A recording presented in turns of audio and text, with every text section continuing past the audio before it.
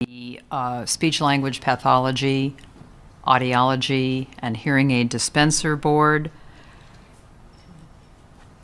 I would like to start with establishment of a quorum and roll call. Oh, so just for clear. Oh, yeah, just for it's clarification. the audiology. Audiology Okay, practice. and this is the audiology practice committee and not the meeting of the full board. Thank you. Now I would like to call for a roll call. Okay, can you?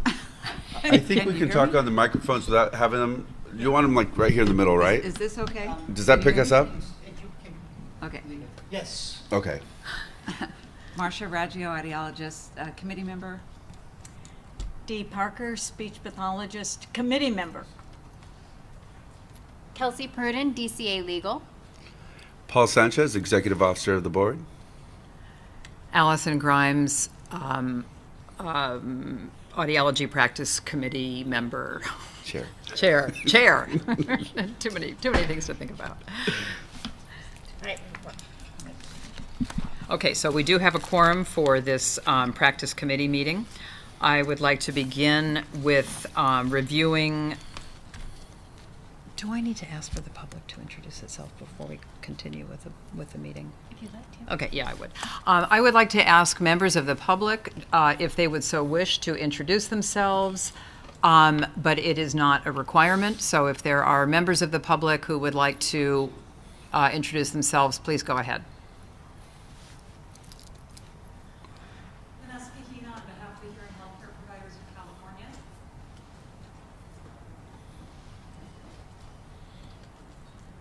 Mary Snow, board member. Are they allowed to introduce themselves if they're not in the committee? Yes. Oh, okay, good.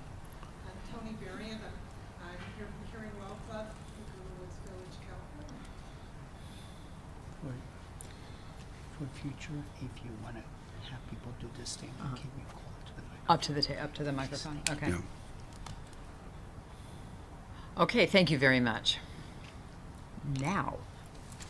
We also have staff president Brianne Humphreys, our operations manager, Karen Robinson, and Anita Joseph, board staff members. Okay. Okay, I'm doing this totally awkwardly.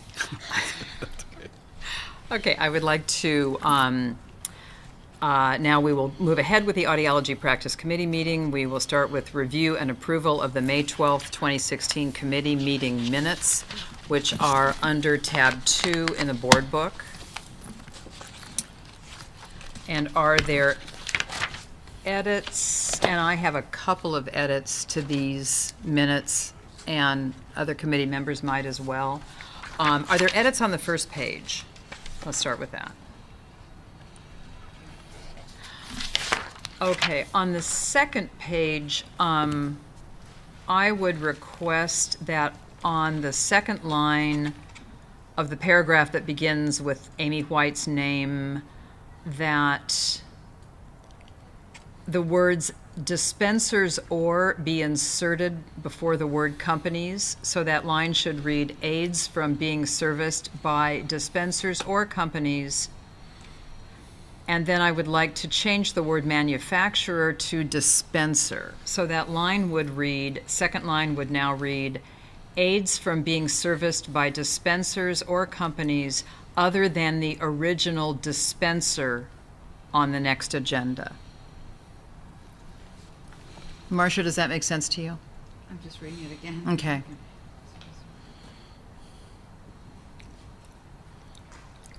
Yeah, that's fine. Okay, good. Are there other edits to page 2? Well, you said Miss Grimes believes, right? The S? Not Oh, believe, missing Miss S. Grimes believe. Okay. Oh, yes, thank you.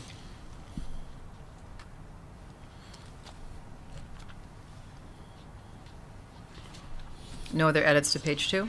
Well.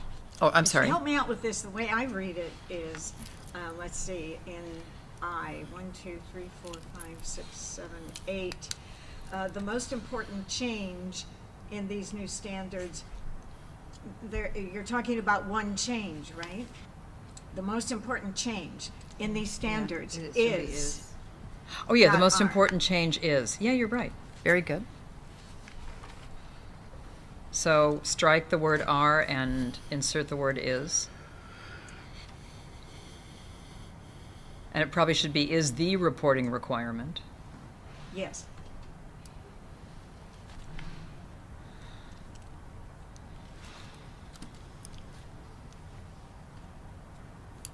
Okay, moving on then to page 3. Are there edits to page 3?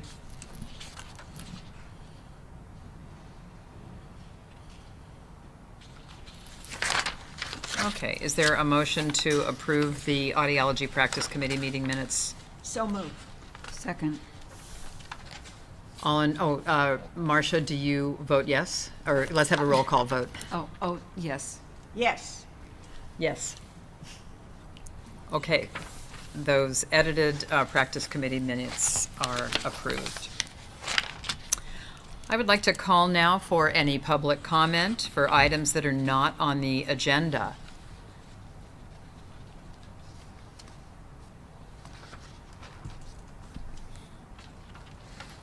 Hearing none, we'll move on. And let's begin a discussion and possible recommendations to the full board regarding sales practices that lock out hearing aids, restricting consumer access for required audiology and hearing aid services. Did everyone get the handout for I- this? Excuse me, Brianne, did everyone get the handout for this? For item number 4? The Amy White comments? Um, I didn't see anything in the book. I printed this out. Okay, is that what this is here? This is No, this is not something different. this. Okay. Wait, what's underneath? Oh, no, that's not, Let me just clarify. Karen, are there comments for number 4?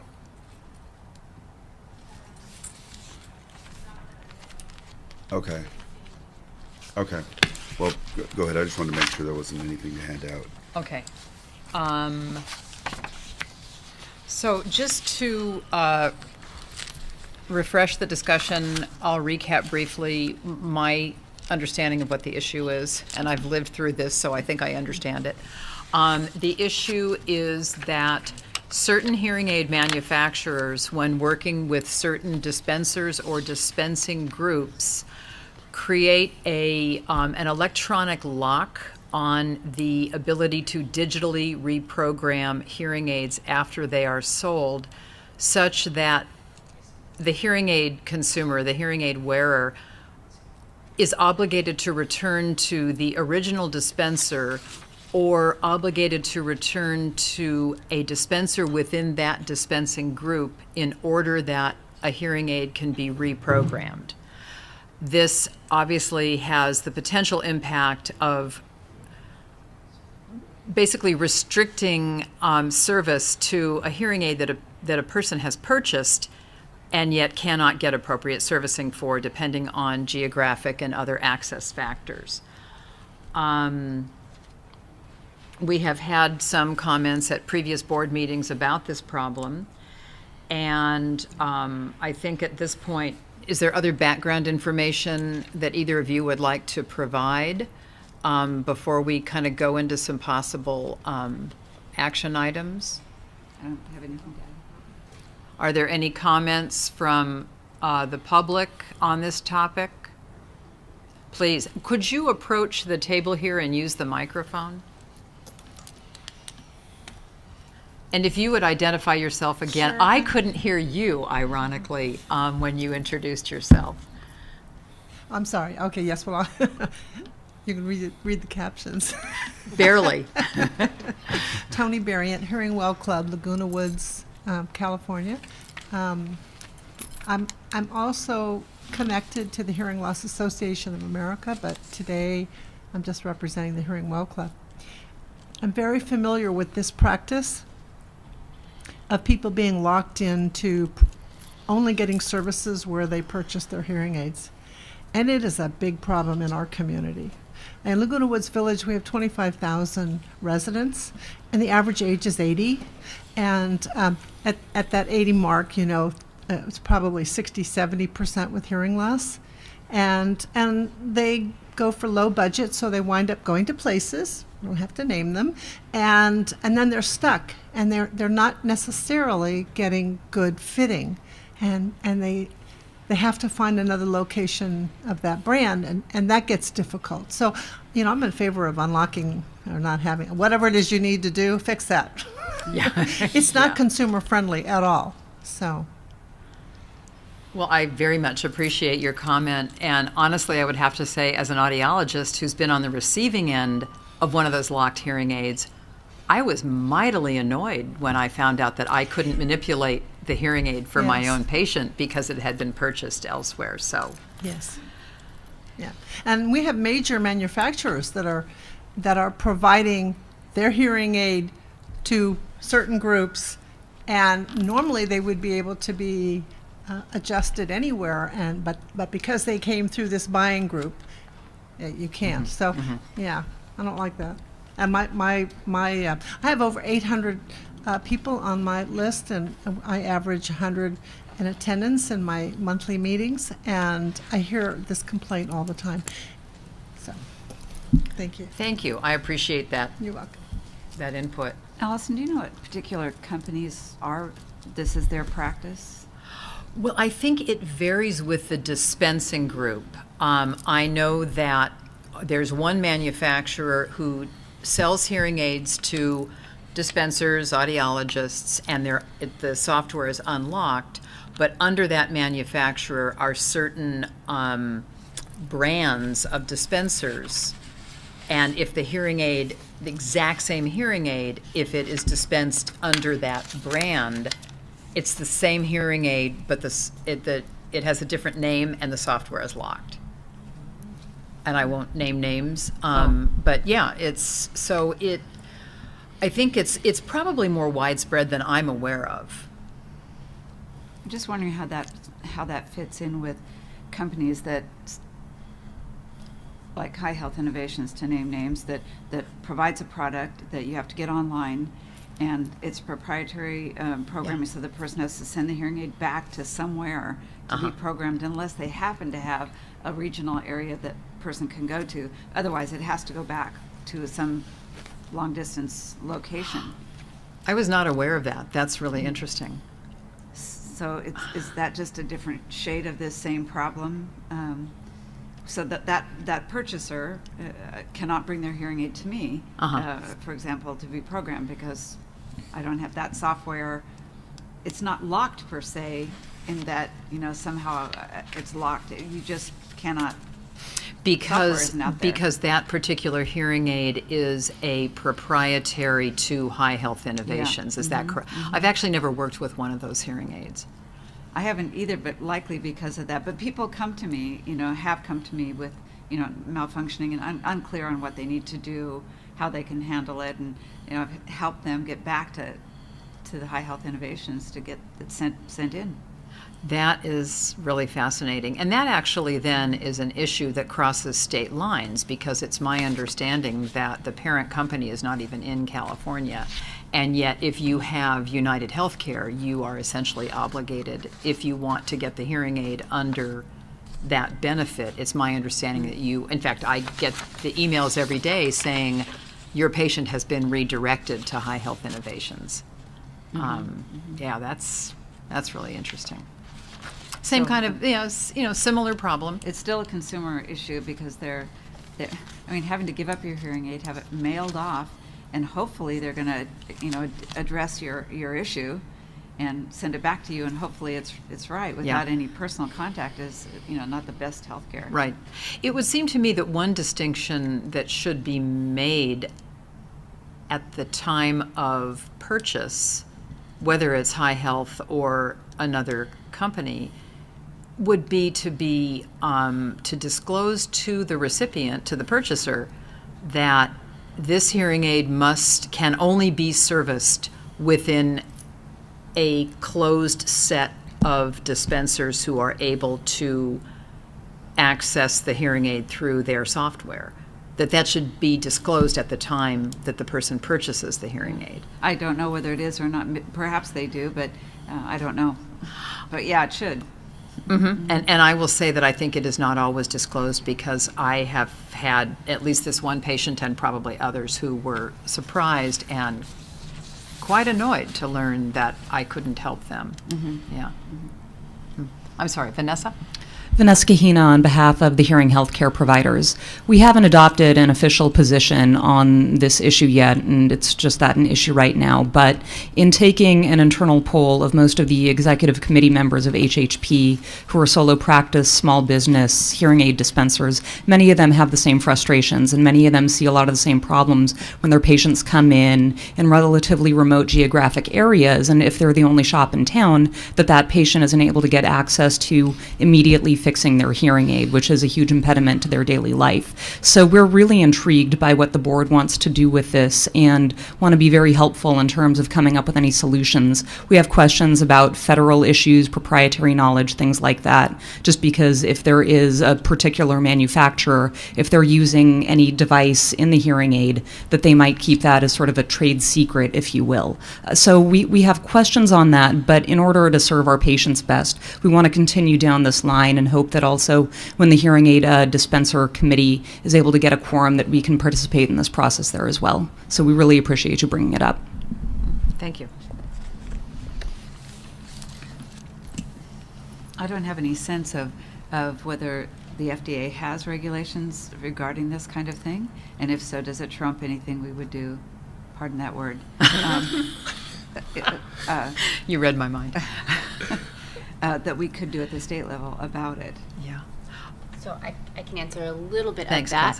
Kelsey. The FDA does have regulations on medical devices, and Yes. the hearing aid is them. I'd have to take a look to see specifically, but I do know for a fact that those regulations would supersede. Yeah, good word. Any efforts that we would make on that. So we'd have to look and see, because they do. I do know that they do have a clause that says that anything that isn't substantially compliant with these regulations at a state level is not valid. So I could definitely look into that more. So then, if I understand you, if this board were to make a determination that, I don't think we have this power, but if we could say that's not legal in California, then As long as it's not in conflict with the federal law, Right. and then we would have to request an exemption if it were in conflict. Right. Yeah. Right. So yeah, there is a process for getting exemptions under those regulations. I'd like to kind of talk a little bit more about what you guys want to do, because to me, a little bit of this is about the manufacturer, and we don't the board doesn't necessarily have at this time as much authority as you do over obviously the dispensing audiologists and hearing aid dispensers themselves. So, I'm Yes. sorry. Yes, I'm sorry. So, if it's a manufacturing issue, we may have some difficulty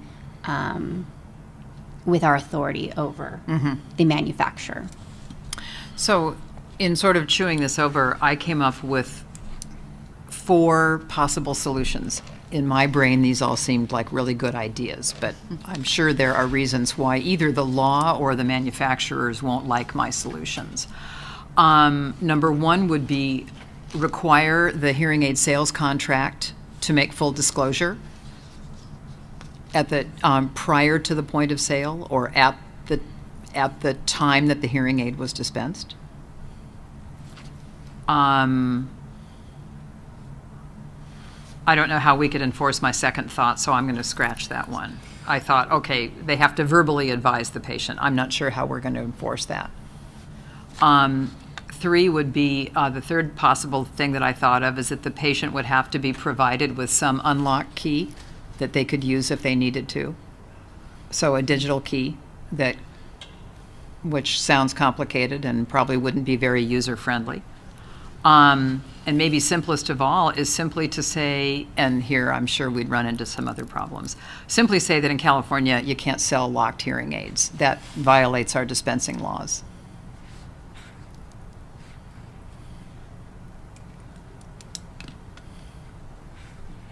I don't know which of those is legal, feasible, simple, consumer-friendly.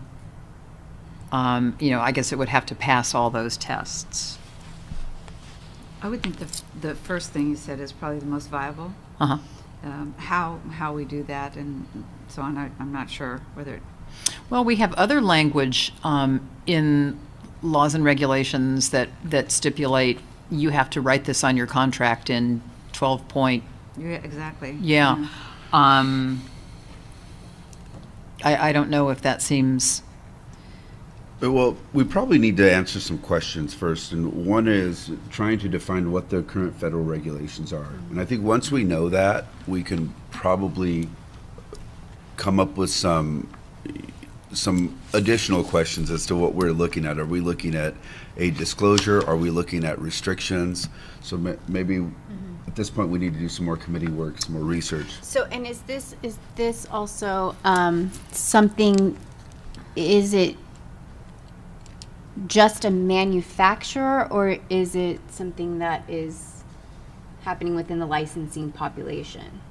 I think it's both, right? I would think say that it's probably both. the issue here is obviously the manufacturers, especially those that are out of state, can do whatever they want to do. But the issue is consumers not understanding that the product they're buying has certain limitations, especially, if they're restricted or if they have a problem with the device and they can't get it fixed, that's an accessibility problem. That's a consumer protection issue that we need to look into. Yeah. Is he allowed? Is Ellen allowed to? I've always had the impression. I would advise against. You are technically allowed to if you are purely engaging as a public member, but as you also know that they're going to make a full recommendation to the full board, so it would probably be more appropriate at that time to make your comment, if that's okay, Amnon. Okay. We had another comment from the member of the public. Was there another comment? If you would again come up to the microphone, that would be great. Thank you. I do want to mention there's one manufacturer of hearing aids. Can I say the name? Sure. Well, Phonak Okay. sells to audiologist hearing aid dispensers, and they also sell to a particular buying group, retail group, and those that go to that group are locked. But Yeah. and so a lot of people are saying, "Oh, Phonak is really good, but I could get it over here for less," and they get it, and then they find out that they're stuck and they can't move if they need help. So that's a very particular situation. Now, that's very interesting. I wasn't aware that they actually I know another manufacturer who uses a different brand name. So, and do you know, it's Phonak. Okay, we've said that. Is it actually the same models, or do they have a different model? I'm sorry, I can't tell you that. Yeah. But yeah.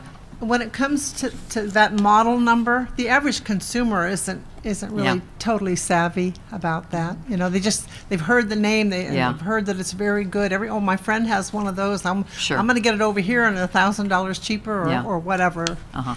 I'm just giving an example. So That's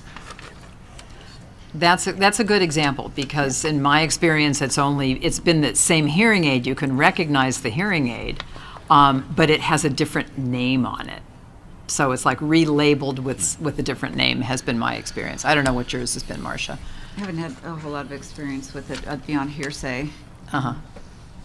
I'm just wondering if clearly the way you and Paul have been delineate this, and this is a consumer protection problem. There's no doubt about it. So does the FDA still supersede? Do they even speak to that in the first place? But it seems like a very local problem, so to speak. Yeah. And would they actually address that? Their regulations are probably ancient to begin with, as I've been reading on the PCAST situation. Yeah. So would they even yet have addressed that issue? And if they haven't, and we're here in California simply trying to protect people, do we really have to, I don't know.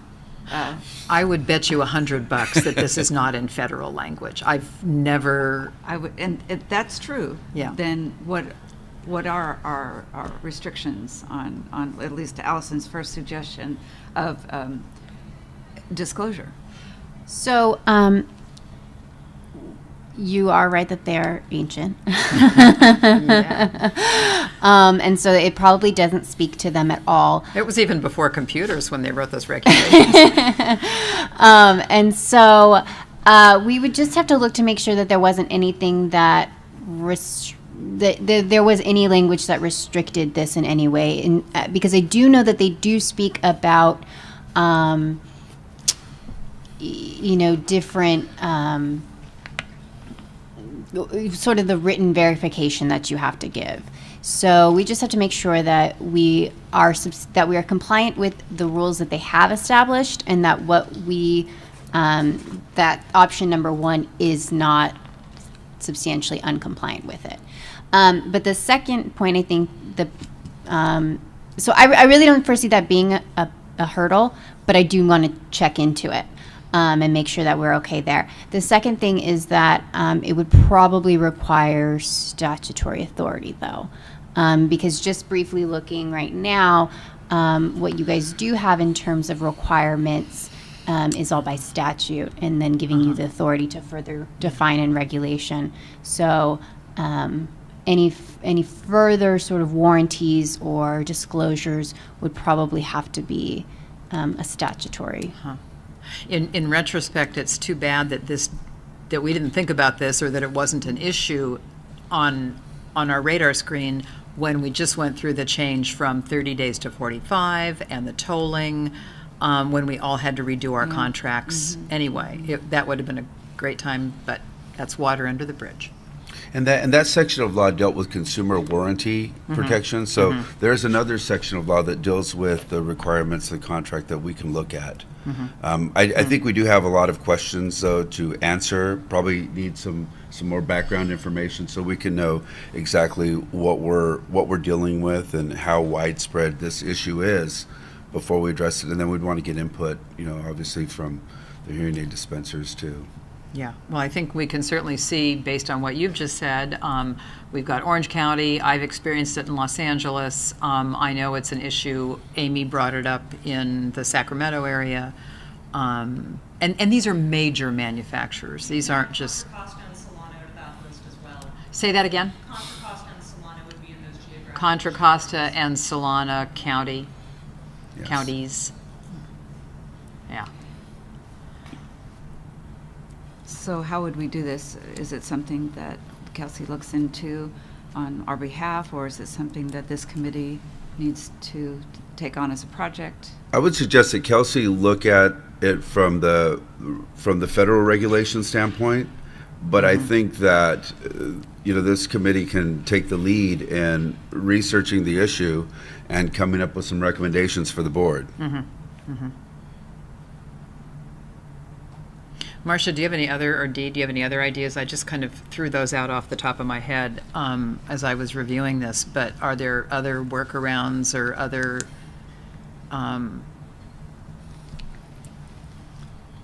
No, but speaking to what you said before, I think if we are going to make any kind of statutory leap here, we need to make it as comprehensive as possible. Everything we can think of that we want to deal with in that regard.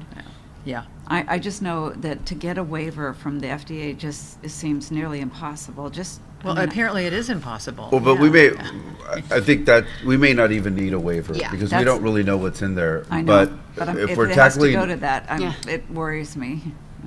you may want to, at the time that you present your audiology committee report, decide how you want to address this issue. You may want to create a subcommittee to prepare some background information recommendations for the board at that time. Okay.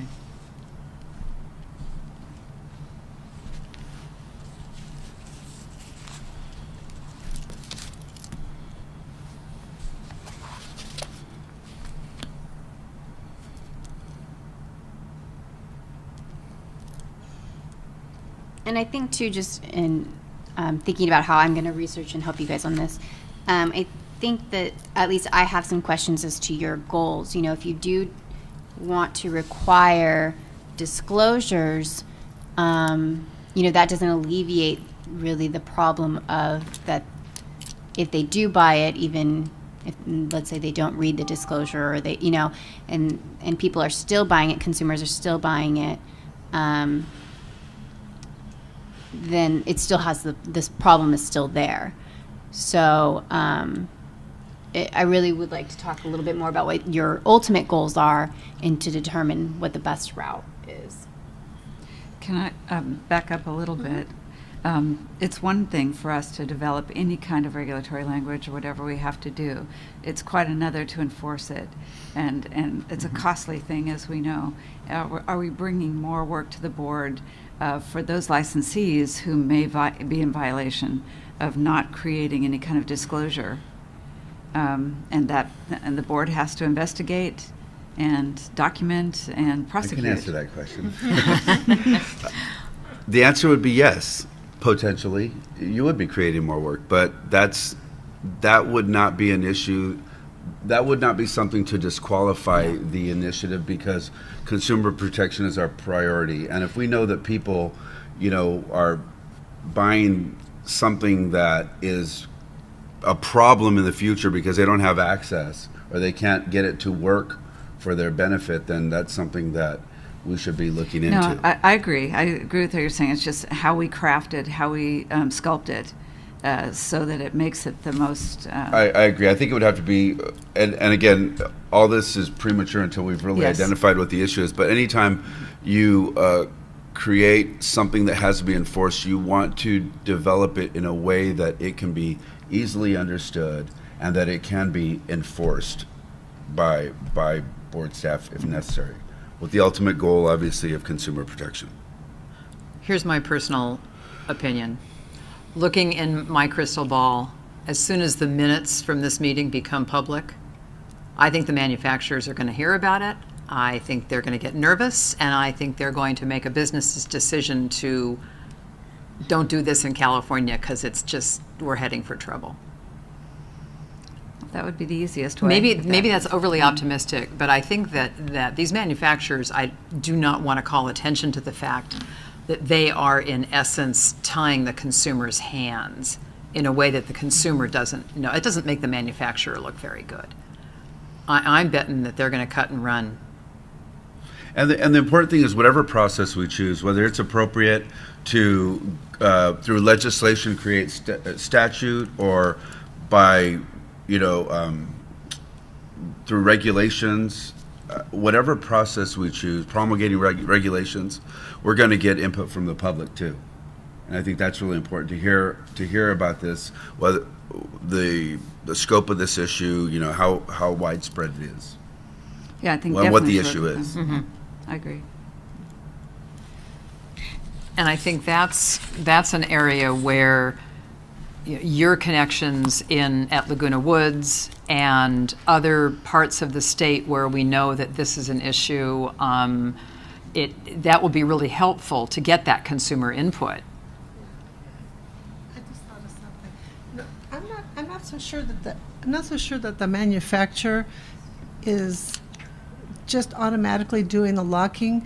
It's sort of, I think that the dispensing groups are wanting that exclusivity, and so the manufacturer is providing it. Yeah, well. So where is it really coming from? Is it coming from the distributing groups, or is it coming from the manufacturer? Because the manufacturer is going to, they get a request, sure, we can do that for you, you know, and they do it. So they have a contract to provide locking for this group. So, you know, whose hands would you slap, the manufacturer or the dispensing group? I'd slap them both. I suspect they're working together. It's a collusion. Yes. Yes, I would agree. I would agree with you. I absolutely, all joking aside, I would agree with you.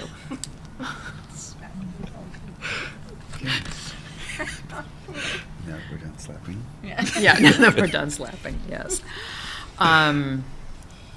Okay, so I think we have a game plan, and it's going to start with Kelsey, just double checking any federal laws or regulations.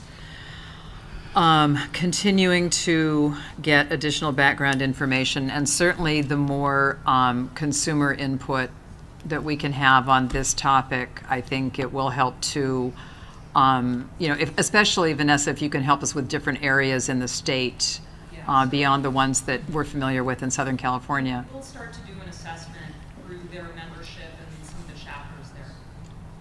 Okay, so you'll do an assessment through your membership and some of the different chapters. Is that what I heard you say? Great. Uh-huh. I'm the Southern California. I need people to come to the Okay, microphone. come on up to the mic. You may as well just sit in that chair for a while.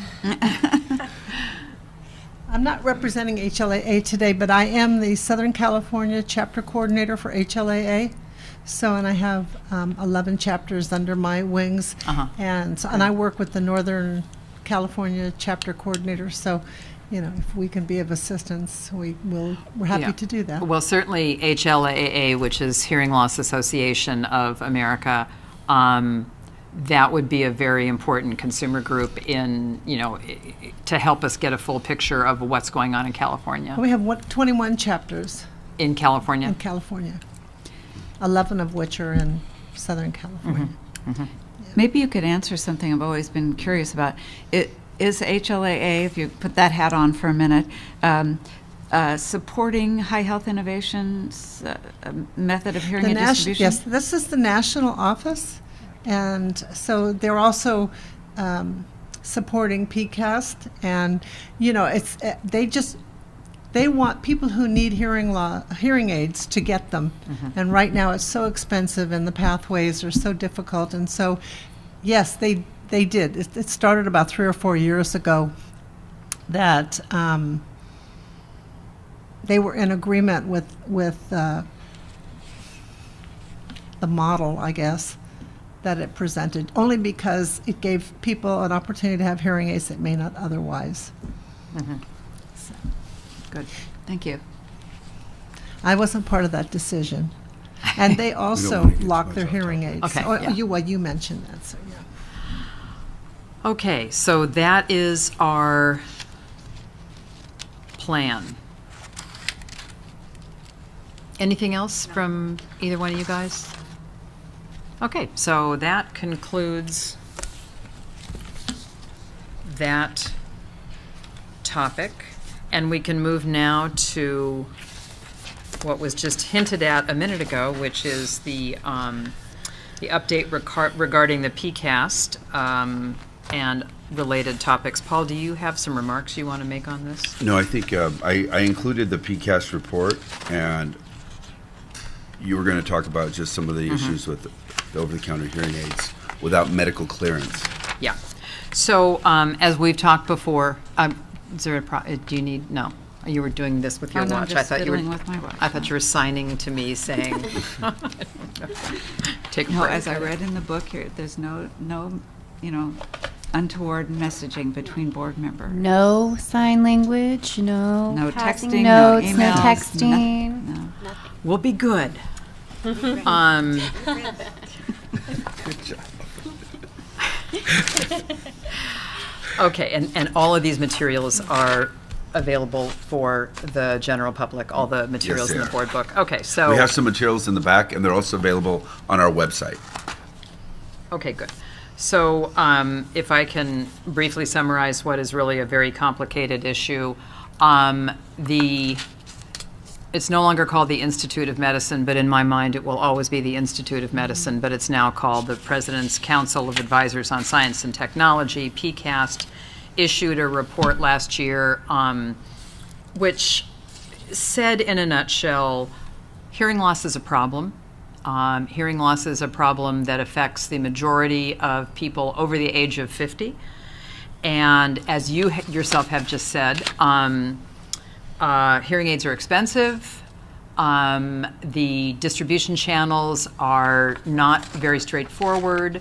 Hearing aid, being able to get hearing aids involves all kinds of medical and legal sorts of things, evidence this licensing board.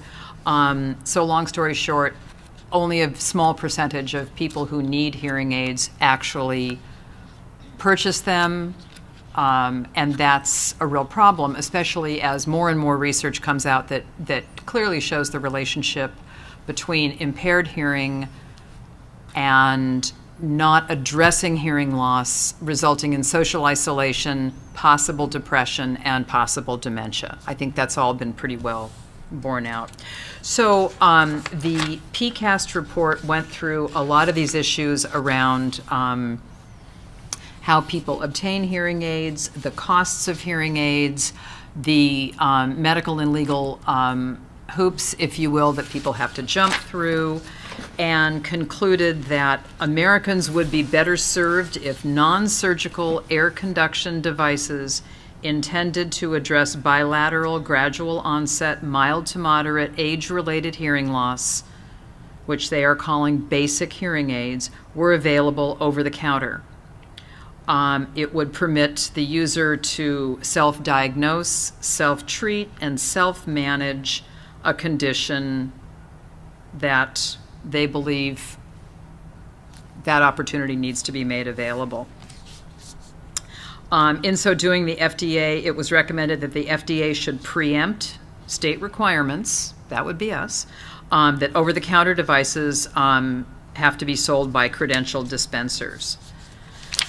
So really, this report is proposing to upend the entire distribution system of hearing aids in this country with an eye toward having people who need hearing aids be able to get them easily and inexpensively without medical, audiological, or licensed hearing aid dispensers being involved in the purchase, and with the ultimate goal that more people would actually wear hearing aids, people who need them, and then the benefits of hearing aid use would accrue to a greater proportion of the population, namely being able to hear, being able to participate in social and business activities that require hearing, and not having people withdraw from those aspects of their lives. Dee, what would you like to say? Well, I was going through this, and I've been raised by a parent who's deaf. All I could think was the line that I use with my students, glasses are not to hearing aids in terms of your eyes. You buy a pair of glasses, you put them on, you're great. You buy cheaters, and all of a sudden you can read. So everybody assumes the same thing will take place with a hearing aid, and it doesn't. I mean, yes, I can go buy these at CVS, and I'll put them on, and I'll come pretty close. I'll try them, and I walk away, and I'm fine, but it's not the same with the hearing aid.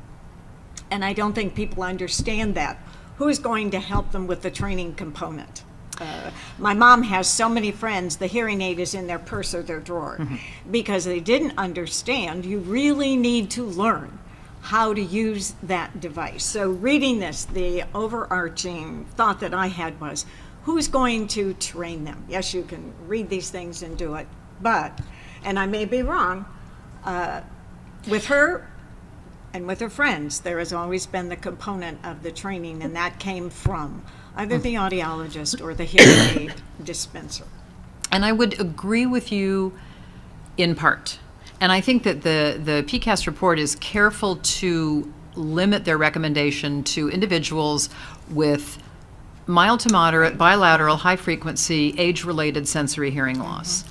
And I believe that group of individuals, of whom I will say I am one, okay? I'm admitting I'm a grandmother, now I'm going to admit that I have a bilateral high frequency hearing loss.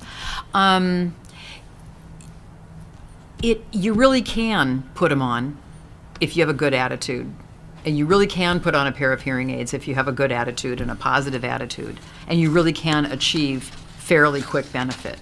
I mean, I think Marcia and I see this in the clinic all the time with our younger, more open, more positive patients put on a pair of hearing aids for the first time, and after 30 seconds of saying, wow, my voice sounds funny, they're immediately noticing, gee, I'm understanding your speech better. I'm hearing soft environmental sounds better. you make reference to the fact that your mother was deaf. Do you mean like culturally deaf or just severely hard of hearing? Secondary to meningitis Uh-huh. So she probably had two. at 2. At age 2. Ah, okay. So totally different kind of deafness than what the PCAST or hearing impairment than what the PCAST report is referring to. Well, what I was thinking was all of her friends through the years. And how do you tease out the one that this is really a Yeah. good idea? Yeah. And the ones who need more. Would they know that doing this Yeah. at home? And I think that's a really good point. And my suspicion is that, and this is my opinion, not if, but when this becomes the law of the land, because I really believe that the train has left the station.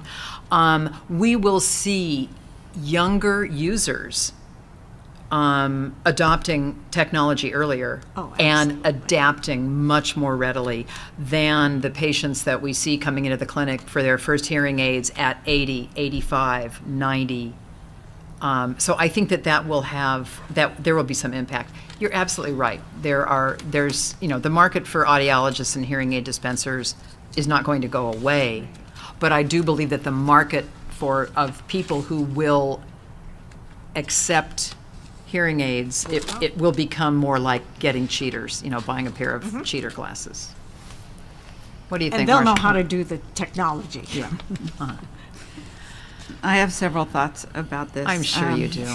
But fundamentally, I understand what they're trying to do, and I can't disagree with that, with what the ultimate goal is. It's the how-to that's bothering me a little bit. But backing up, in the paragraph under Roman numeral 2 says, PCAST believes that cost is the largest barrier to hearing aid technology or hearing technology adoption.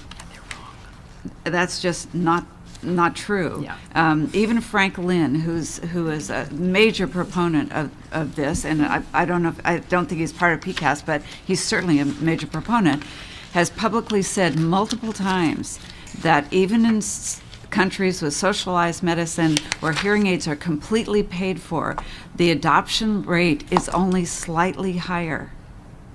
And the PCAST people knew that. Yeah. And they still made it the biggest barrier. So it isn't, I don't believe it's the biggest barrier. It is a barrier, I get it, but not the biggest barrier, apparently. If it's only, if we're 13% adoption, in England it's 15%. It isn't about cost. That's my first tirade. After that. I do agree with you. I do believe stigma remains. Even in environments, the VA, the military, or in other countries where hearing aids are a benefit of national health insurance. I know, for instance, in England, where hearing aids are were apparently a benefit, the uptake was not substantially higher than what it is in this country. So I do agree with you. Thanks, I have that underlined. My other thought is, and they talk about mild, moderate hearing loss, and it's a bit like, the cheater situation where you just put on a little amplification, which they've really had the option of doing that for years. And I don't know how much they've adopted those, crystal ear and that kind of thing, those amplifier things. But who determines this degree of hearing loss? Does everyone? The patient does. I know. They're self-diagnosing that that's their problem, mild, moderate. But in fact, you and I see people all the time who either have a minor loss and think it's tremendously difficult for their life, or the other way around. They have a severe loss and say it's no problem. It's really a very subjective thing, so it's really hard to prove that. And they're certainly not suggesting everybody go have a hearing test prior to purchasing these. That's true. Yeah. Even though they're saying, okay, if you do have one, you've got to hand it over to them, and that's already in statute as far as I know. It's in their medical record. They have a right to it, so to speak. Yeah. My other, and this I just don't know that much about PSAPs, is I'm assuming that those are going to have a lot of digital self-adjusting and things like that, so they're not the crystal ear of the old days. They actually can read the environment and self-adjust, and no programming is necessary, required, or otherwise. That is the case? PSAPs are going to be so wonderful that they're going to operate the way a hearing aid does. but they're going to cost, a fraction of the. Yeah, and I think, I think this whole distinction between what's a PSAP and what's a hearing aid, I think that distinction is a specious distinction to start with. A PSAP is a hearing aid. We know that. If it can do all those, all that self-adjusting, then it has a very sophisticated chip in it, and it can read soft, medium, loud sounds. It can respond appropriately. Sounds like a hearing aid to me. Yeah, I think it is. Yeah. So, I don't know, those are just my thoughts about this kind of thing. I have heard from others, to use another political phrase, all those other people out there are saying this, but that they think the FDA works so slowly that this probably won't be implemented anytime soon, as much as it should be, perhaps. Yeah. But anyway, this one. Well, that's actually a really good point. Since we're still working under 1977 FDA regulations for dispensing hearing aids, let's see, I was 1 year out of graduate school. That's pretty bad. So I don't know what we're supposed to do. Just have an opinion about this, or what? I think that this may be, I don't know, Paul, you might have some feelings about, there's not much we can do. This is a federal thing, and if it, when it comes to pass, federal law will supersede, that's so slick, will supersede state law, unless we request an exemption, which we already know how well that works, because we requested an exemption from something 4 years ago, and we still haven't even heard from and likely Medicare, won't, right? Because of this Yeah, kind of exactly, thing. Yeah. And I think the purpose of this item was just to continue the discussion and update on this particular report and some of the issues that we see coming. Yeah, and I think that the implications are profound. The implications for this board, for our regulations, for our processes, for our examination of licensees, for our scopes of practice or responsibility. The implications are really profound. Marcia, you're probably right that, we'll be retired before this thing ever sees the light of day. By the way, I did go online just trying to find some sort of statistics on degrees of hearing loss, like how many people have a moderate loss, how many people have a mild loss, and it was not easy to find. Age, all those statistics are there, but not degree of loss. So I'm be interested to see that if anybody has that data. Well, and it may just be that our definitions of what is mild, moderate, severe are really sloppy. Yeah, that's probably, yeah. Yeah. Some people say a mild loss starts at 25 dB. Others say, no, that 25 is the cutoff for normal. Yeah. Even that little thing is controversial. A point of contention, yeah. So are there other comments on PCAST from members of the public that you would like to make?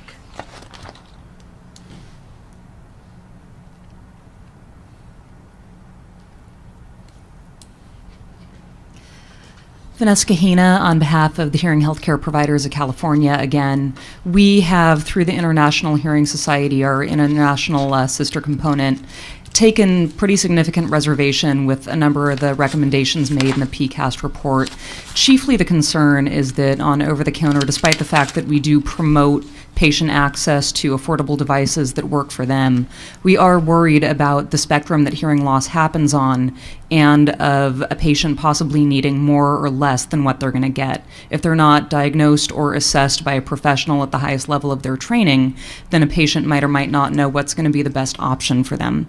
We certainly believe in a patient's autonomy in making their own decisions, but there could be the possibility of them investing money in a device that they don't need when all they need is serum and management, or somebody who might actually need more significant medical attention that we would have to refer out for.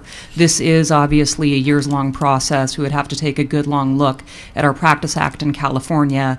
We also keep waiting and waiting and waiting for the FDA to issue their final regulation on the definition of a hearing aid versus a PSAP. So until those exist, it might be a bit premature Not to say that doing something good doesn't take a lot of hard work. So in order to increase access for patients, we want to be involved in the conversation, but the report as it stands, we have many problems with. We'd be happy to share the letter from IHS. I apologize that we didn't do that on the onset when the report first came out.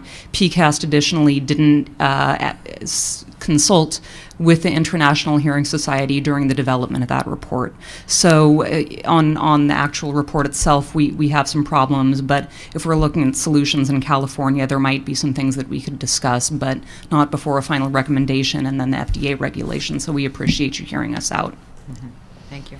Pretty sure I've read that. And the the American Academy also has a response letter. Right, yeah, the American Academy of Audiology has had response letter. I don't know if ASHA has or other. Probably. If ADA has had a response letter. Oh, I'm sure they have. I would assume so, yeah. I've read them all at some point in the last year. Yeah, What, do you see implications, Paul or Kelsey, for our board work if we believe, which I think we do, that this is somewhere on the horizon? Does that have implications for how you might strategize to do the work that the board has to do? Or are you just feeling that we just don't worry about it until it becomes real? Well, I think, I mean, in a sense, I think we obviously are worrying about it because it does have these huge implications, but it's early to tell. I don't know what is going to come of these recommendations, or if a change in administration, how that affects or how that impacts regulations either. What do you think, Kelsey? I think that it would. Sorry. I think that it would be a little premature until we know exactly what from the report would become law and how that would supersede us or not. It would definitely have implications, but legally we would just have to kind of roll with whatever comes. So at that point, we would probably need to take a look at regulations and changing them and things like that. But that would all be dependent on the actual language of whatever came of this. It would be interesting, though, to know from the National Association standpoint or from our state associations why we're not being asked for input when they do something like this. I'm just curious. Why the state licensing boards aren't being not the asked state for- licensing boards, but the professions, the professional associations. And I don't know if you mentioned Or maybe that, they are. that IHS was not consulted. I don't know if AAA or ADA or ASHA was consulted. I do not know. I certainly know some of the individuals, some of the audiologists and physicians that were on the committee, but I don't know. I don't have the idea that they were consulted. Probably they can be counted on to publicly voice their opinion about it without being consulted. Yeah. But I don't Yeah. really know that, whether they were or weren't. Okay. Yeah, I don't either. I had something else brilliant that I was going to say on that topic. I have but a it's- question if somebody... Does anybody have any statistics on how commonly it is to purchase eyeglass cheaters? How prevalent is that among the people with visual impairments? Do we know anybody that hasn't purchased cheaters at Costco? I know D apparently, but I don't. I don't know a lot of people who do. That doesn't mean I don't know. I just don't know. By virtue of the fact that you can buy cheaters in the drugstore, at the gas station, at Costco, But somebody must have those stats out there. Yeah. To say, oh yeah, the public is totally willing to do that, or Yeah. at least a quarter of them are totally willing to do it. And maybe the American Optometric or the American Academy of Ophthalmology might have some of that information. Yeah. Yeah, I wouldn't be surprised. The manufacturers might. Oh, because yeah. they used to be $5.99, now they're $30. So the price and They the- have become more remember, popular then. The counter's much bigger. Yeah, when uh-huh. we're looking for them. Well, and they have cuter styles too. I look at those. And They've got some. Yeah, and they fold in the middle. Yeah, it's cool.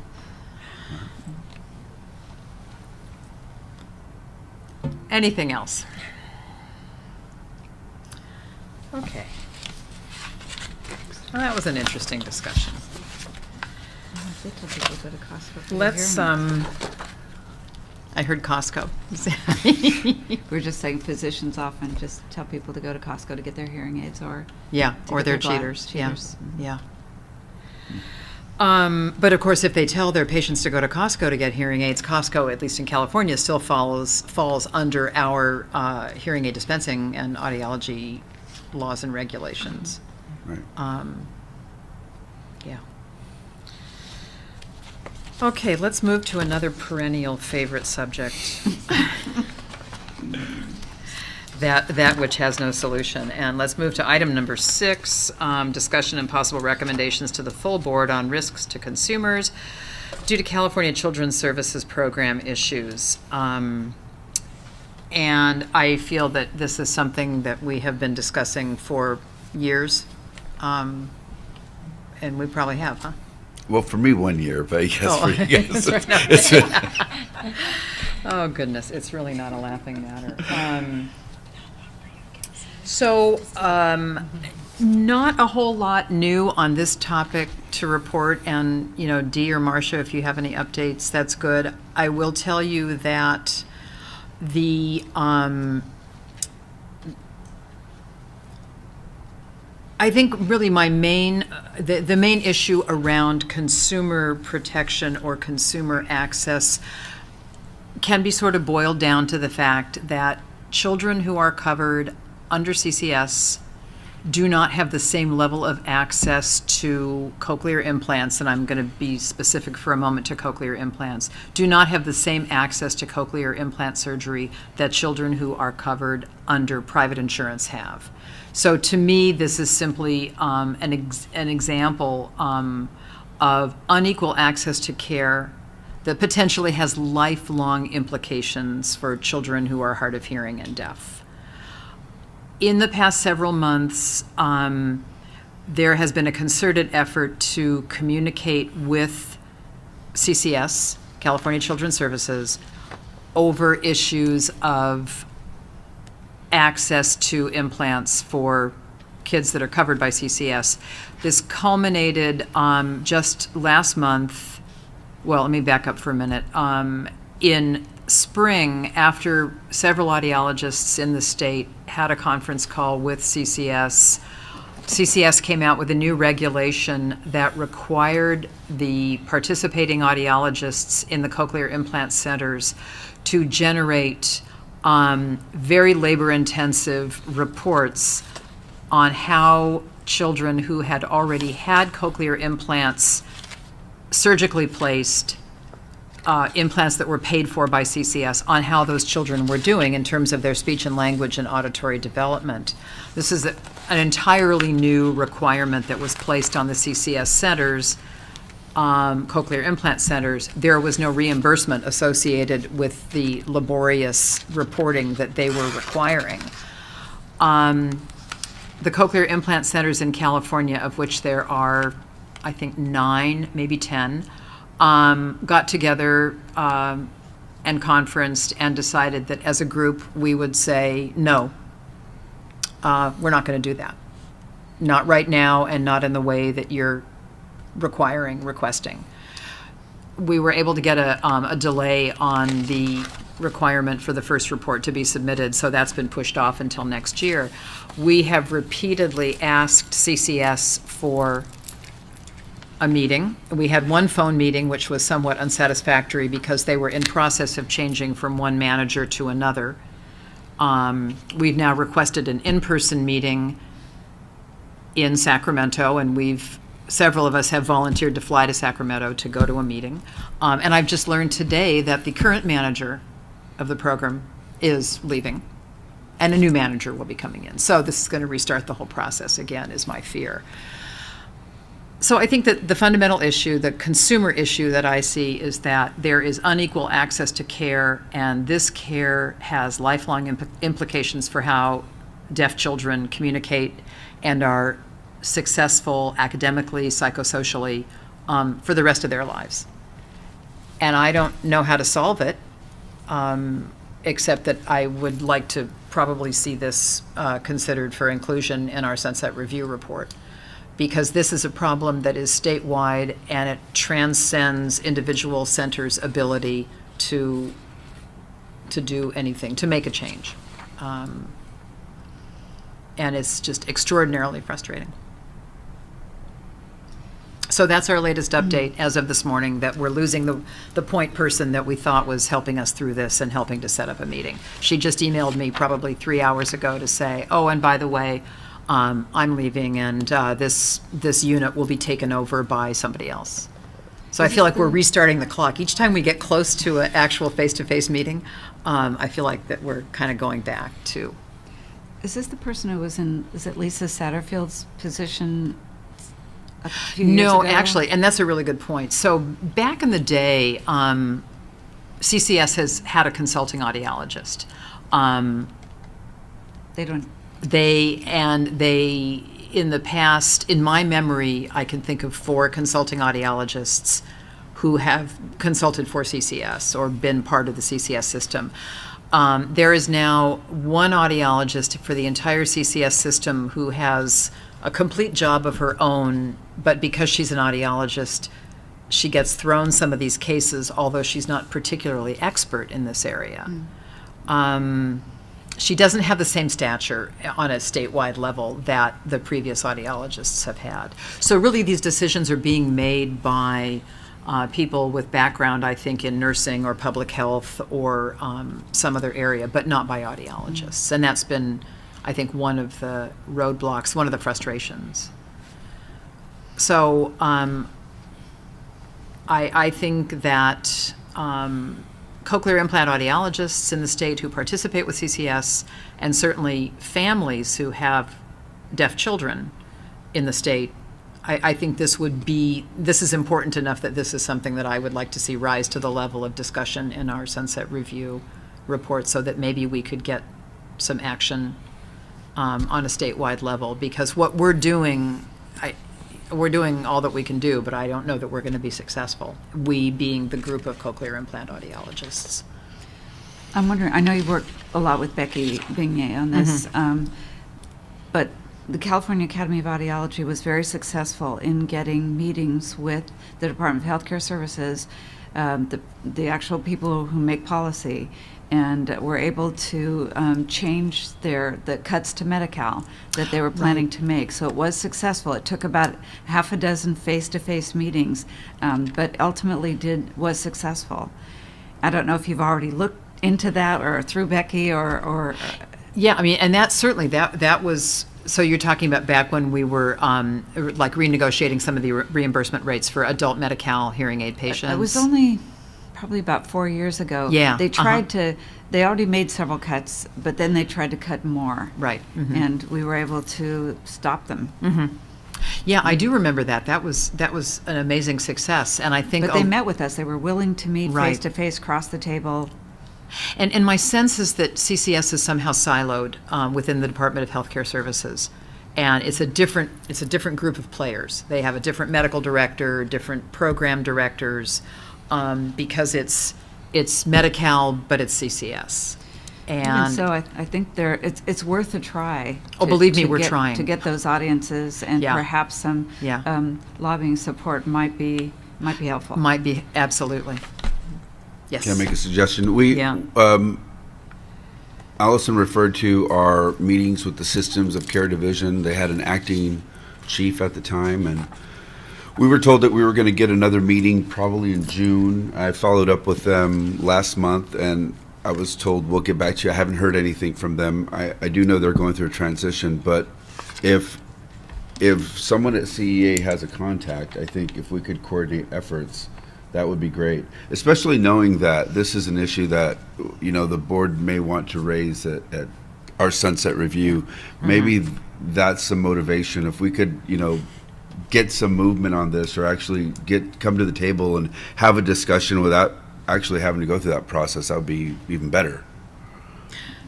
I think that's probably the only way it's going to be successful. And I know it's not on the agenda, so I almost hate to say the words regional center. Can I say those words?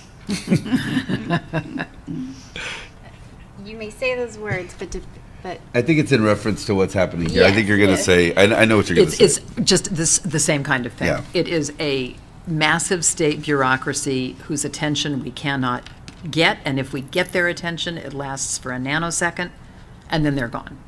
And then the players have changed and moved on. And then we go back to the beginning and start again.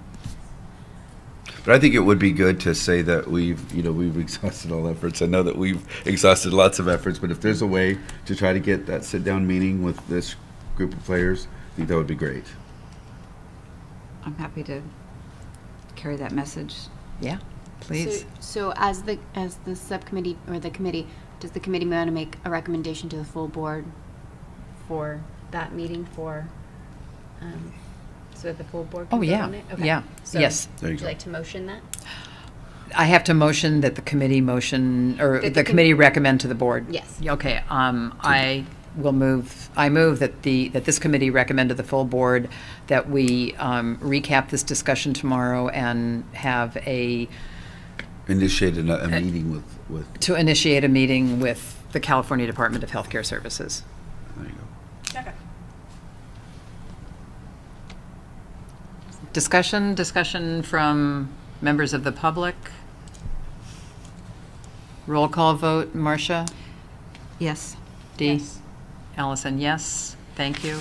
Could I just ask one quick question on this same topic? Okay. Does HLAA they have a teenage group, right? Do they get involved with parents of hard of hearing and deaf kids at all? Not really. They would like to, but it's really, listen, Maybe Come on just up. come to the microphone. before retiring and coming back to California, I actually worked for HLAA in the national office. So I personally had tried to establish, I was in charge of chapter development. And I was very interested in having parent groups. But unfortunately, when you're trying to provide support for children, then they see that as daycare services or, Yeah. drop off their kids and that's not what we were about. And so there was a lot of legal implications, people under 18 coming to meetings, children, and their parents weren't there, and so we just totally stayed clear of it. That doesn't mean there isn't interest, but it's just as far as providing support services, that's very difficult. They do write about it in the magazine occasionally. There's a focus on children with cochlear implants, hearing aids, all of that, insurance issues. So. Thanks. Thank you.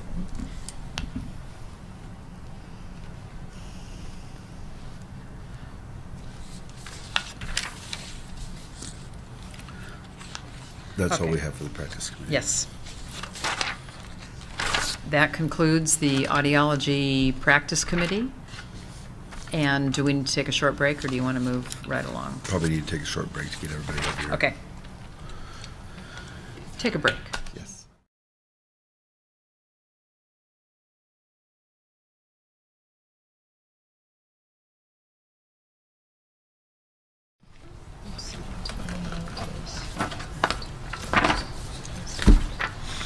Okay, we all here? Am I on? Okay. I'd like to call to order the meeting of the Speech Language Pathology, Audiology, and Hearing Aid Dispenser Board. I'd like to start with introductions. Roll call. Amnon? Amnon Shaled, board member, hearing aid dispenser. Marcia Raggio, board member, audiologist. Dee Parker, speech pathologist, board member. Kelsey Pruden, DCA Legal. Paul Sanchez, executive officer of the board. Allison Grimes, Board Chair, Audiologist.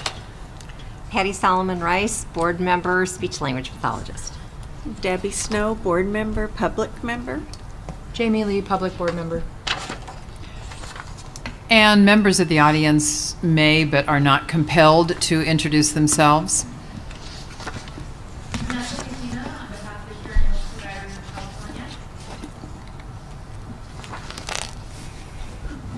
Tony Marion, consumers.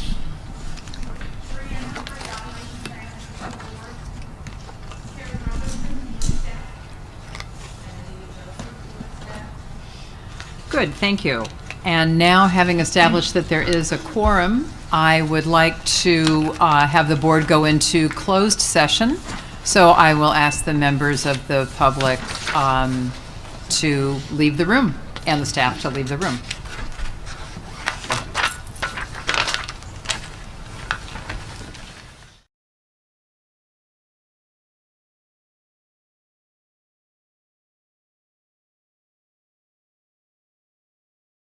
Speech Language Pathology, Audiology, and Hearing Aid Dispenser Board.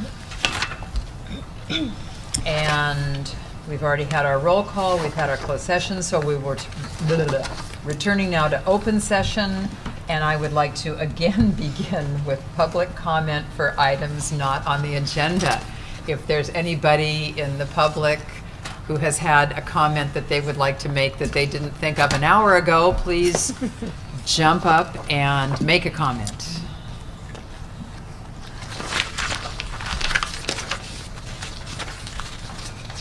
Okay, hearing none.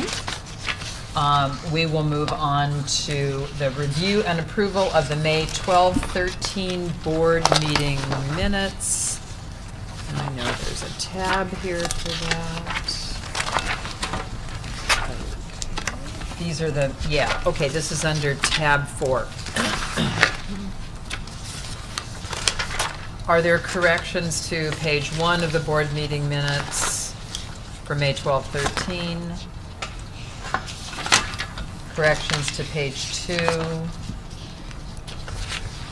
page 3, page 4. Yes. Okay, correction to page 4. Under 8, in Yeah. the second line, this position was attained through. Oh, okay. Oh. Yep, strike a T.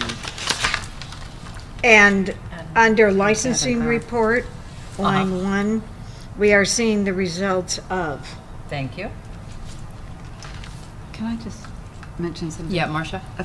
A few board meetings ago, we were looking at these and making these kind of corrections that Dee is making, and in spirit of Becky Vignay. And I was told at the time that we were not to be looking for those things any further. We looked for substantive problems, and that the staff could be trusted to make any corrections, catch those kinds of things. Is that not the case? Because I kind of stopped reading for those things because I of kind that. of stopped too. I can clarify what we Yeah, said. please do. I think what we said is if you had any changes, to go ahead and submit them to us. It's up to the board. We don't have to. We don't have to spend all the time going over those grammatical things, and you could just send them to us directly. Okay. We do. We do appreciate your eyes on looking at these and finding these things. For some reason, some of these things aren't caught by autocorrect and by Sure. our expert proofers in their office. So let's No, look no, for just they told me to- substantive changes going forward through the remainder of the, thank you for that comment. Yeah, you're right. Are there substantive changes for the remainder of these minutes?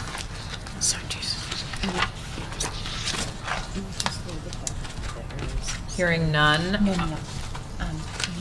I'd like to ask for a roll call vote to accept the board meeting minutes for May 12-13. Amnon? Yes. Do you have a motion to?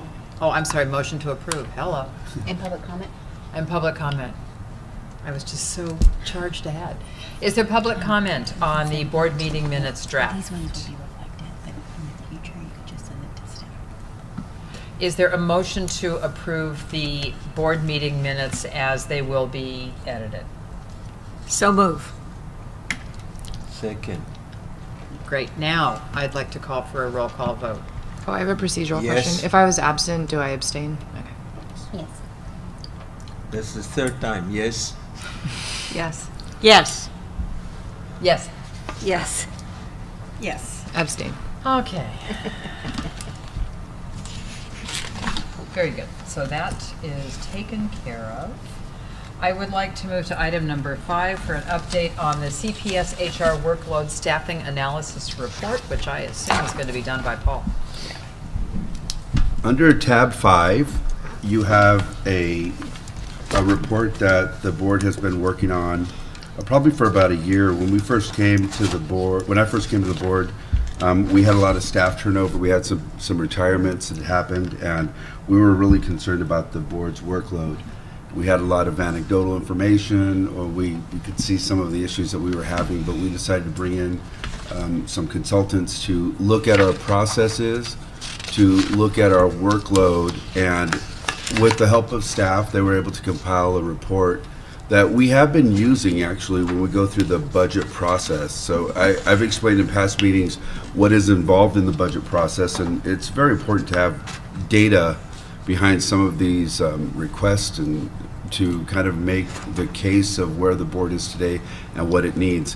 One thing that really jumps out is that at least since the board's merger, we haven't had an increase in staff that compares to the growth of the board and the growth of the licensee population. So I find that this report is helpful. I don't think we discovered a whole lot new, but it did kind of confirm what we already suspected. So the report is there for you to review, for you to read. If you have any comments at this time or any questions, I'd be more than happy to answer your questions.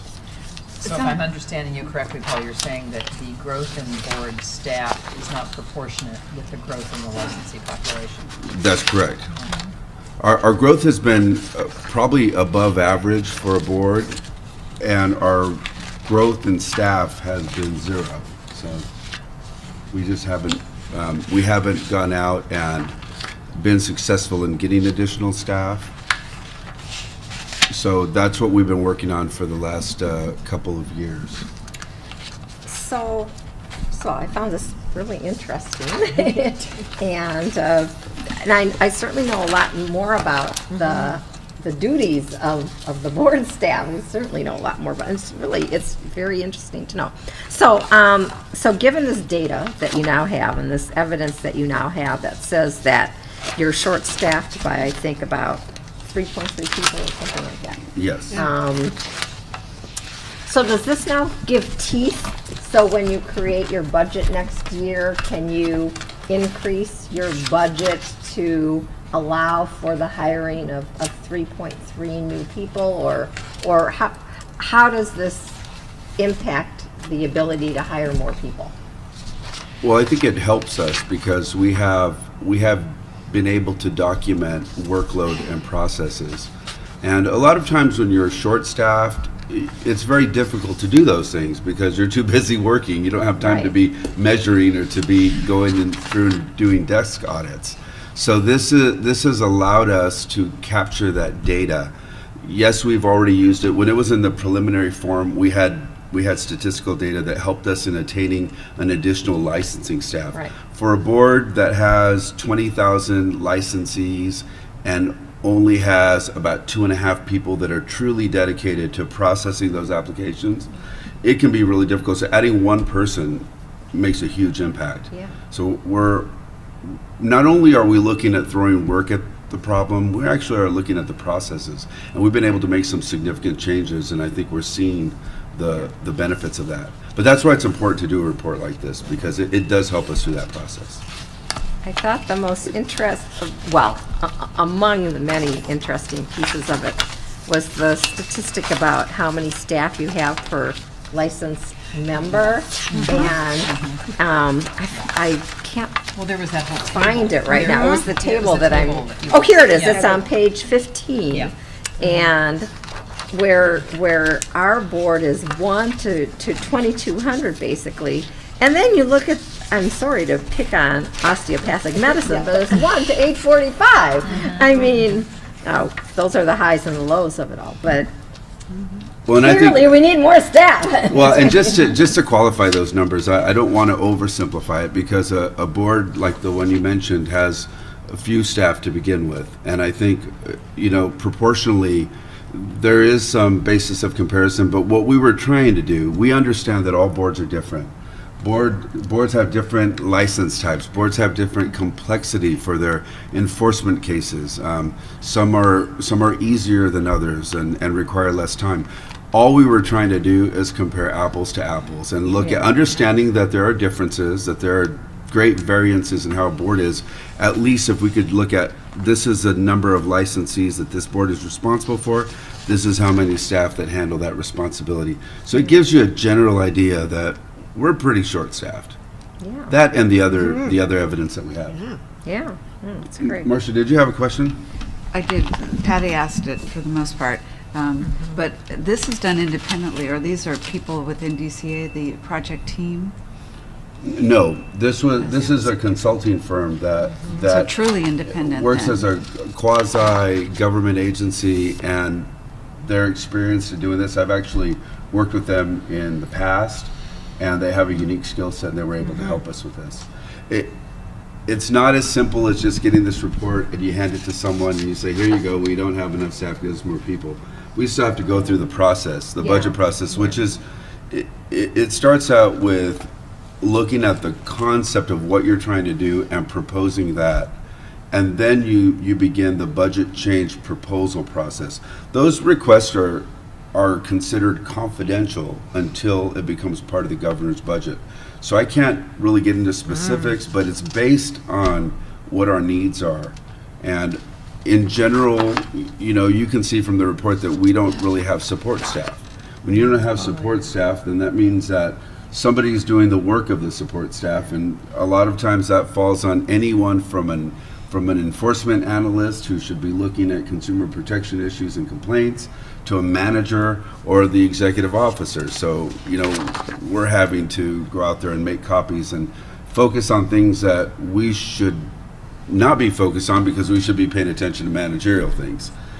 That's one area. Another area is that you're all too familiar with is the regulations, our regulations process. Yeah. And we need that expertise in-house. We need to have somebody that can help us with regulations. That person would also be responsible for legislation and could work and, do some outreach with different organizations like, such as the ones that are represented at our board meetings, or constituent groups like CAA, CASHA, HHP. That person would help us coordinate that and bring our regulations up to date, look at legislative initiatives. And one of the most important things we're working on right now is our disciplinary guidelines. That's something that we're trying to get moving forward. So these are the things that we're trying to address by doing a study like this, and I felt that it was very useful and it's been valuable to us already. I'm looking at page number 15, and it seems to me that, first of all, let me ask you a question, then I'll make my comment. Would it be theoretically, and I'm not saying that you should do this because that would be a crazy amount of work, but theoretically, would it be possible to add one more line? Am I not here? Sorry. Would it be possible to add one more line? Again, I'm not asking you to do this. I'm just saying theoretically. One more line of ratio of staff to consumer complaints. It would be, yes. Yeah, and so I would think just this one page, maybe with that one added line, make a paper airplane, shoot it to the head of DCA, and that should be enough, I would think. I mean, that to me would be compelling, because that's the whole reason why we're here. Right, and I think that, enforcement is important. Consumer protection is important, and that's, we give it the utmost importance in our daily work. But licensing is also a part of that, because you have to make sure that people meet the requirements for licensure. And if you're not doing that right, you're going to probably run into problems down the road. So at this point, enforcement hasn't been an issue for us, because we have 3 staff that are dedicated to enforcement, and they've actually done a really good job of handling that workload and bringing us from where we were. You could see from the numbers, and I can go over those with you more, we were way behind in our performance measures, and that would have been something that going into sunset we were going to have to talk about. But they've actually done a really good job of being on top of it, and our numbers just in 2 years have gone way down. Great. But that's the kind of thing that we would look at, Allison, if we thought there was a problem in enforcement. So do you know what the numbers are compared to because the enforcement comparisons on the next page indicate that it has been improving since fiscal year 14-15, but the backlog was so long that improvement will not be noted for some time. Right. Because it says the time to investigate the cases exceeded standards by almost 400%, is more than 100 days longer than the next best boards. I feel like that's what really stood out to me, but if there's any significant update in those numbers, that would be helpful. There is, and that's actually reflected in our board report. This information was gathered in last year, which at the time only 13-14 fiscal year 13-14 information was available. We started to run out of time and run out of budget, so we had to draw the line somewhere, and that's why we didn't continue updating some of these tables. But since that time, there has been improvement, and that's reflected in the board reports. Do I understand that this is a budget change process? That's the next step. It does or doesn't become part of the sunset review? It's just independent of that? This is background information that will be helpful. It's always helpful to know where your resources are and how they're allocated and what your workload is. One of the most difficult things to do is to be an administrator or manager and not really have a clear idea of what that is. So we've actually spent a lot of our time kind of assessing our workload. Even when it comes time to, and I know Kelsey's worked with us on some of these things, when we look at fee increases, we have to do a good analysis of what it takes to make this happen. How much of our resources are expended, how much staff are involved. So this kind of information is helpful in many areas, but primarily right now we're going to use it towards the goal of getting a sufficient amount of staff for our workload. I think probably regarding the sunset report, some of the most useful information is at the end of the report with the workload observations and recommendations. A lot of that helps clarify some directions to move towards, as does the strategic plan. But actually, I think we're in really good shape with the sunset, not to jump ahead, because between this report and the strategic plan, which we're both in right now, it's basically taking a lot of information from those two reports, and it'll make the sunset easier, I guess. I think it will. I agree. Yeah.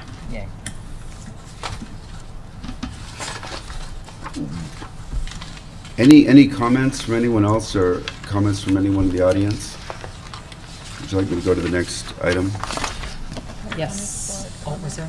Oh, I'm sorry? we were looking for public comments or any additional board comments. Oh, okay, I thought you just asked for, okay, is there public comment or any additional board comment before we move on to the next item? Okay, let's move on to item number 6, the Executive Officers Report.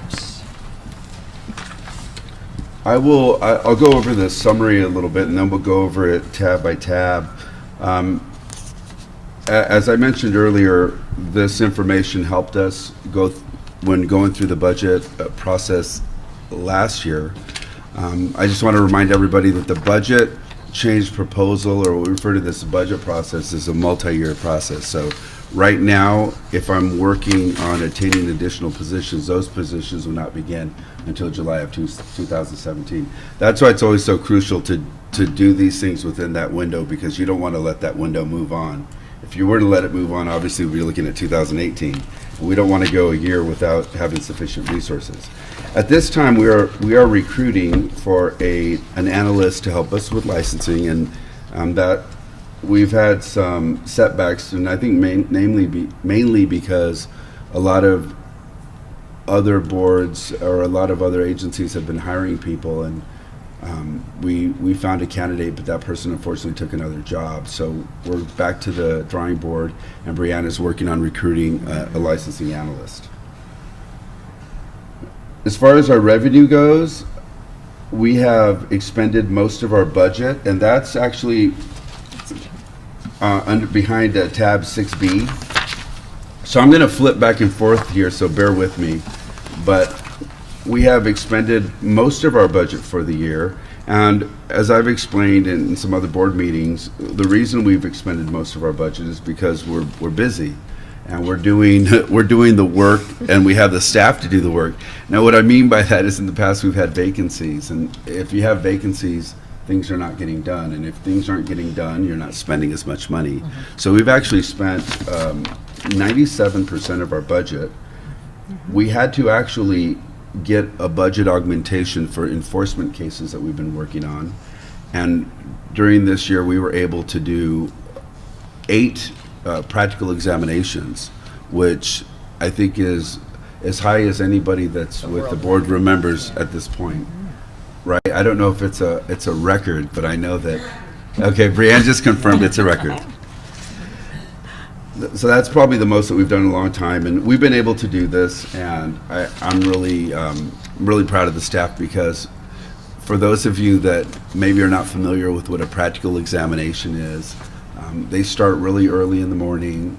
All of our staff participate. They all help out. It requires all hands on deck, and it's quite an operation. I mean, there's stations, there's experts there, there's examiners, there's people from the field of, there's hearing aid dispensers, there's audiologists there, and it's quite an operation. So I just want to commend the staff. Brianne and Lisa have coordinated it, and the staff have helped them out. They've done a great job. Yes. Are you working on every budget to do it in Southern California? Yes, actually, it's there in our board report. We're actually looking at locations in Southern California. We did one in Southern California last year, and there are some challenges logistically, because we have to have a certain type of setting to conduct these examinations. You know, stay tuned. We're gonna keep trying. But I know we're looking at a couple of different locations right now. I think our goal would be to have at least one, if not more. On the next page, there's a summary on some of the work that we're doing. One thing I want to focus your attention on is our licensing.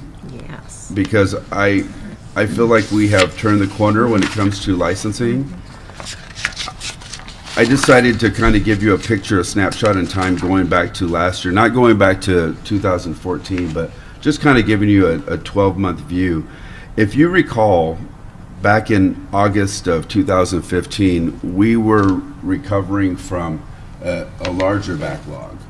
And at that time, we were kind of celebrating, high-fiving ourselves for getting to 6 weeks. For completed applications having to do with speech language pathology and audiology. We went through a time of vacancy, and that's that next column, and that is under November 1, 2015. And if you're not sure where I am, I'm on page 2 in the middle of the page looking at that table. Yeah. In February, we are catching up. We've trained a new staff person. Tim Yang, our licensing analyst, held down the fort. And not only did he hold down the fort, but he also trained a new person on the process. So we lost decades of experience in the people that left. And Tim came on board, and staff were pretty supportive. Then our peak season began in May. And the incredible thing is that we've gotten through our peak season and, relatively short time frame. Yeah, so amazing numbers. Where we are today compared to where we were a couple of years ago, we've come a long way. Yes. Yes, and yes, thank yes, you. and yes. And Paul, Thank you, it's thank you, being thank you. noticed by the Yeah. licensees. Good, that's important to really me. appreciate it. They really have noted that. Good, that's really important to us. And I have a lot of good news here, so please, I'm not just making this stuff up. I'm glad that we're hearing from people on the outside.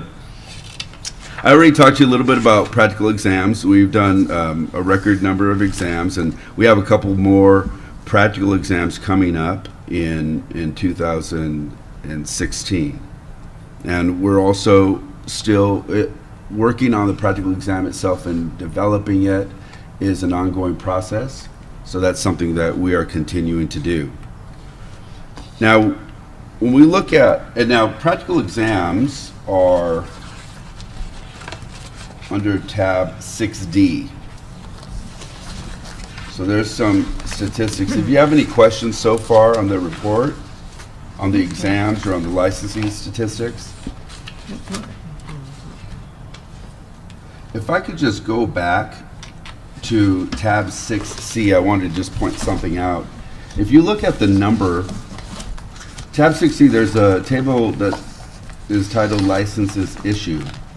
If you look at the number of licenses that we're issuing today in speech-language pathology, we've almost doubled in that last 5 years, and that's the workload that I was referring to, the workload that has increased. Yeah. RPEs are up about 60% from where they were 5 years ago. And that RPE is across both speech and audiology? It's across both, yes. And the same goes for hearing aid dispensers or dispensing audiology licenses, because if we were limited to just doing 1 or 2 or even 3 exams a year, that obviously limits your pool. So we've doubled that capacity in licensing dispensers or dispensing audiologists. Almost 3 times. Yes, 3 times, thank you. Now behind 6D, I'm sorry, not 6D, 6E. I have a couple of corrections to make to this report. First off, I just, again, you see an increase in workload, so there's a clear trend, and this is natural, a natural progression with an increase in licensing population, but the number of complaints received and convictions received, those are handled the same way. They're basically complaints that the board has to open and the board has to investigate. So the number from 2012-13 until from that to today has increased by about 33%. Can I ask, and I've asked this before, Sure. probably 10 times over the last umpty years that I've been on this board, if we could separate speech and audiology in some of these metrics, I think it would be instructive. I don't know if that's difficult to do. Well, I think it's something that can be done, and maybe in a narrative I can answer questions that you have. One of the problems that we have is the way this is reported. Yeah. It's one number. Yeah. So I think, all in all, maybe the question we can answer is what types of complaints that we're getting about in relation to different professions. And I'm assuming that like on this top line here, where it's speech audiology, that includes dispensing audiologists? Yes. But in dispensing audiology, you can have 2 separate complaints. Oh yeah, One totally. is the hearing aid side Sure. or the audiology Yeah. side. Yeah, you're right. It would be really easy to get down in the weeds. Yeah. But if you were trying to get a picture of what's going on, it would be simpler. The dispensing audiologist complaints are just handled as audiologists, just as an FYI to you guys. They're not handled as different complaints. We're dealing with a licensee, so we're not looking at it as we're going to talk about the scope of practice of a dispenser or an audiologist. We're just dealing with that licensee in particular. So that's make it right to separate the speech and the audiology. These are 2 different licenses. Okay. I agree. Yeah. And I know this is something, I mean, I remember asking Anne Marie for this very same information, and there was something about the way the report was run or the data were entered. And not that I don't love my friends who are speech pathologists, but it's just interesting to see the distinction. Well, I think that's something that we can do when looking at a report. Obviously, this report isn't formatted that way, and this has been an effort to try to do some separation. I think this is more of a quantitative report and not so much of a qualitative.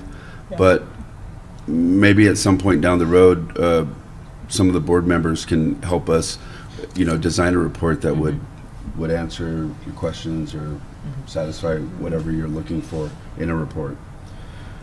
When we go down to Division of Investigation, that is the third chart down that says investigations, D of I. That number should be 3 were assigned on the HAD side and 20 were assigned on the SPAU side. And going back, Allison, to your reference to, I think what you were told before, they are separated in our current database by 2 accounts, and one is just hearing aid dispensers and one is speech and audiology.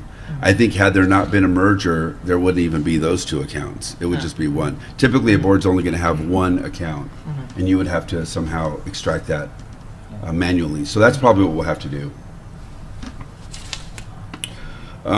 Going back to enforcement, we have seen our performance measures improve. The targets are in that shaded area on that table. Okay, wait, which tab are we in? So now I'm still on tab 6E. Okay. So for instance, one of the performance measures is the average cycle time from complaint receipt to the complaint being assigned. And the average days to intake at one point were 31 days to assign that to an investigator. Now the target is 5, our average time is 2 days.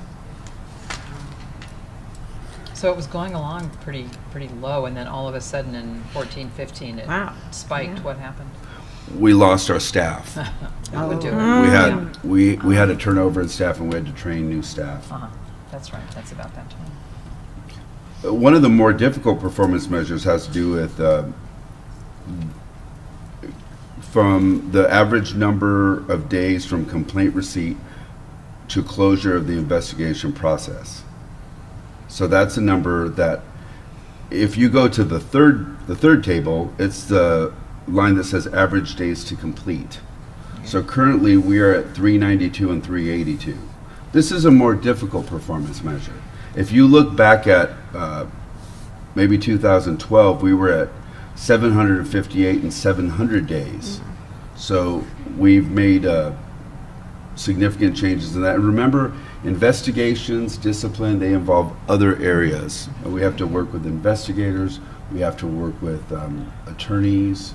So there's a lot of people involved, attorneys with the AG's office.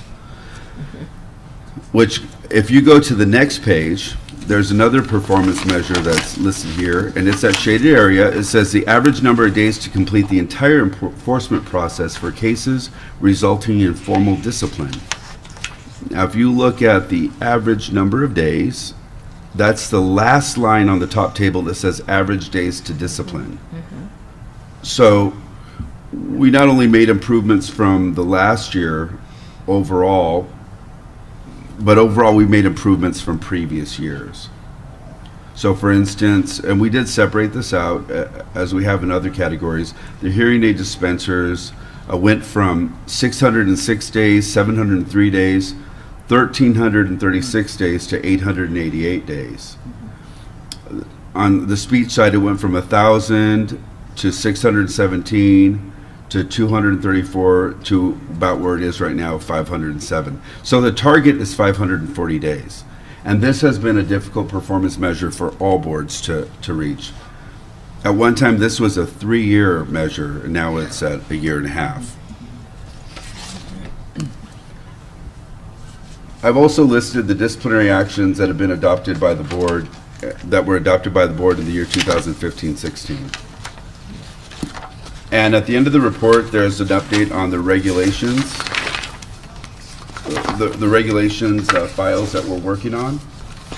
Give me a tab again. Now I'm back to the enforcement officer report, which is tab 6A. 6A.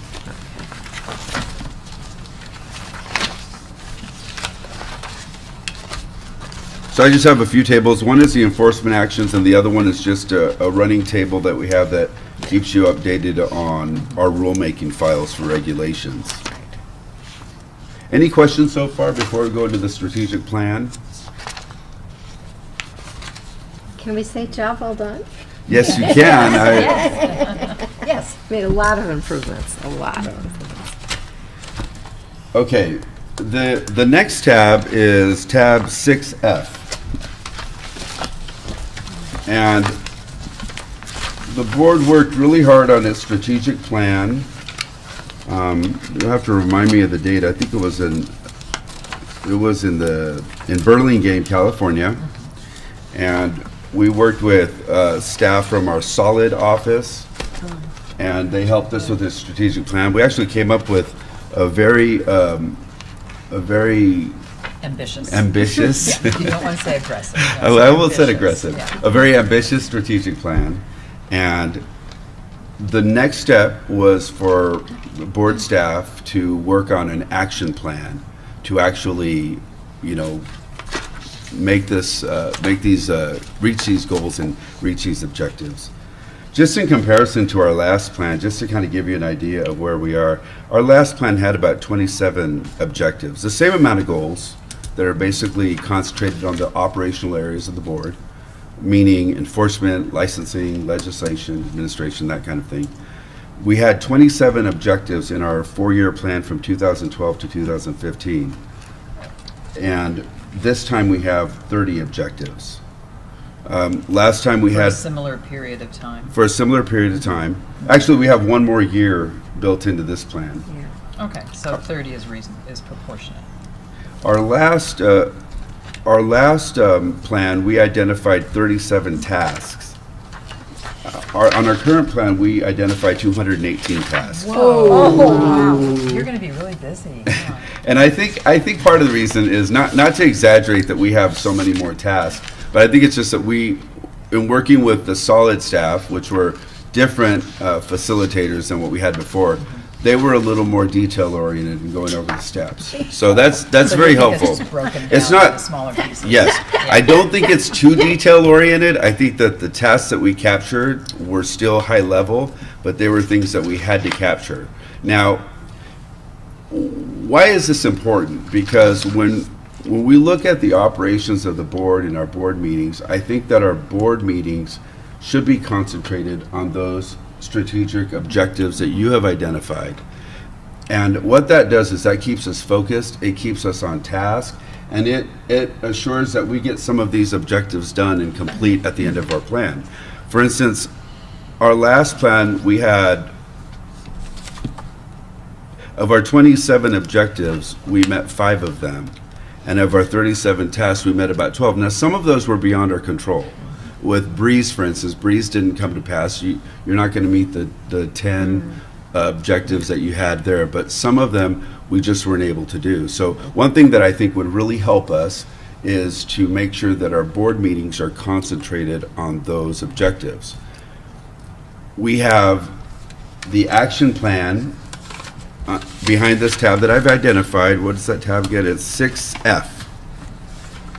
What I am hoping for is that you take a look at these tasks and that you let us know if you have concerns, questions, if you think there's something that needs to be given a higher priority, then I think that's really important. Now, if you're wondering what these posters are on the wall, those are actually our posters. We put them up there. Oh. And what that is, and in your leisure, if this is something that excites you, or if something that you're interested in. Are you going to give us ladders? We're going to actually take these back to our office, and we're going to put them on our wall, and this is how we're going to mark things off, and this is how we're going to know when we've completed tests. We've actually already completed, I haven't counted them yet, but I can safely say about 10% of them. Wow. They're listed by goal, and they're listed by task. This is a 5-year plan, so this goes chronologically. You can see where they are and where we are. So the little shaded gray area, the gray column in the middle, that's sunset review. That's the place that we are right now. So you can see we have our work cut out for us. And it's going to require, everyone. It's going to require not just board staff, but we oftentimes need participation from the board and help with some of these goals and these tasks. Do we have any questions so far on this? Thousands. So, wow. Well, I think one thing that I would find personally helpful is that you and staff really specifically identify those tasks that you need concentrated input. That, I mean, some of these I think are probably going to be more, more staffing things, or more like, here, 1.2.4, create a database. Well, we can't do that. Right. But something else, probably really needs to be done by some of us. So it would be really helpful if you guys could say, hey, we can do this, this percentage of these tasks, but this group of tasks here, we really need to have board members participate in, or do these tasks. Well, quite honestly, it's already laid out for us, but it's I kind of, see these little pink tabs I have here, I put those all by so anything organized. that said board members on it. So, Okay, that's good. And I guess there Yeah. is the whole there's responsibility. the Yeah, there's the whole- responsibility yeah. thing. But I But- think that you can be very pointed in Right. saying, hey, we need your input on this. But the point that I was going to make is, although it would be easy enough to just list all of those items on here that say board members should be helping with this, we might not agree with the order that you have them in. So, I mean, Right. it's possible that we might want to reorder it, whereas something says 27, is like, I already know that there were a couple of things that said 2019 to 2020, and I went, oh, I'd really like that done sooner than 2019, Right. 2020. Now, I'm sure you had your reasons for doing it, but I was just focusing on what you want the board to do. And maybe I can give you some insight on how we came up with these timeframes. And to be perfectly honest with you, when you've done this, when you're on your 9th or 10th hour, and I know that Brianne can attest to that, we did this over a couple of meetings, 2 or 3, right? We did over 3 meetings, but when you're on about the 10th or 11th hour, you kind of become delirious and looking at all these dates and numbers. But what we were looking at, some of these are limited to, they were ambitious, as Allison mentioned before. For instance, legislation, regulations, when you don't have a designated person to do that, now you're thinking, if I get that position, they're not going to start until 2017. So I need to have time to train this person and get this person up to speed. So let's start this in the 3rd quarter of 2017-18. Some of these things were reliant on other activities I'm to sure, happen. and we wouldn't know that. So, Yeah. but I am open to your input if you think that there's something that really needs to get done. And that's what that tool is for, to kind of help us see that we're balancing out the workload over a period of time. I'm thankful that I do have my staff, because they kind of keep me grounded, and they say, wait a minute, we're working on this right now, we're working on that, because otherwise we try to do everything in the next 6 months. If you look at outreach, the goal under outreach, that's something that you all talked about as being really important to you. And I think ultimately, for instance, when we come up with a communication plan, or when we come up with a presentation, that's something where the board can really help us in going out to talk to, whether it be consumers or whether it be associations, professional groups. Well, I know in the past, Anne Marie was able to attend, like the CAA conference, for instance. What's the current status with in-state travel, or out-of-state travel for that matter, by board staff?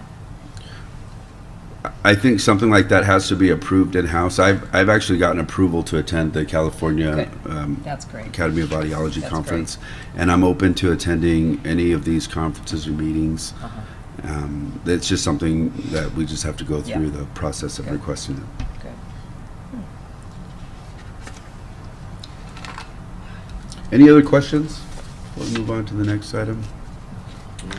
Repeating stuff that I'm saying about outreach every meeting about the email list What's of that? the licensees. And you can't, okay, you're You gotta talk to the microphone. Say that again. Keep pressing to establish an email list of all 19,000 Right. licensees that we have for the outreach. And I think that's something that we definitely want to do. There are some, I think, issues with that, right, Kelsey? With gathering email addresses. No, and we thought about just in a renewal notice to say voluntarily. Yeah, And that solved the issue. that's definitely something that we want to look into.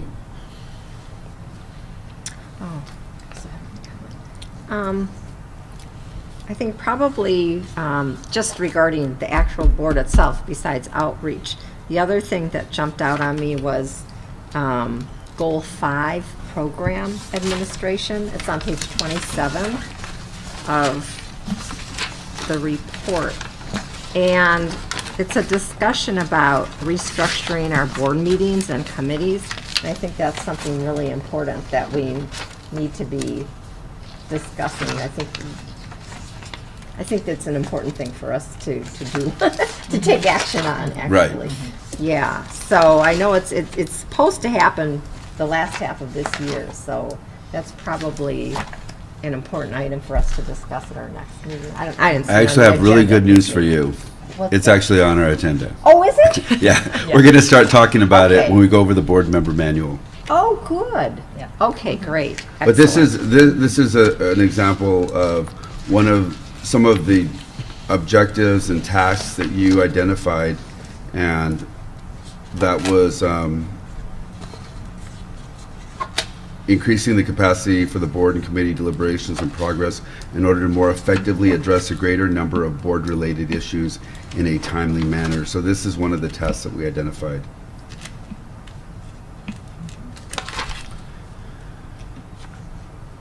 Would you like more time to look this over and maybe give me feedback individually? I'd more than welcome it. Otherwise, we will proceed. This is a living document. It's a work in progress. It's an internal document for the board staff to use as a tool to meet these objectives.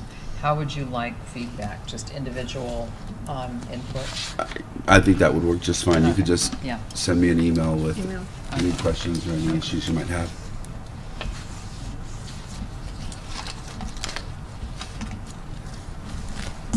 Might want to ask if there's any discussion from anyone in the audience. Is there anyone in the audience who would like to provide input to our action plan? Is there anyone in the audience who wants to volunteer to do all this work? Just kidding.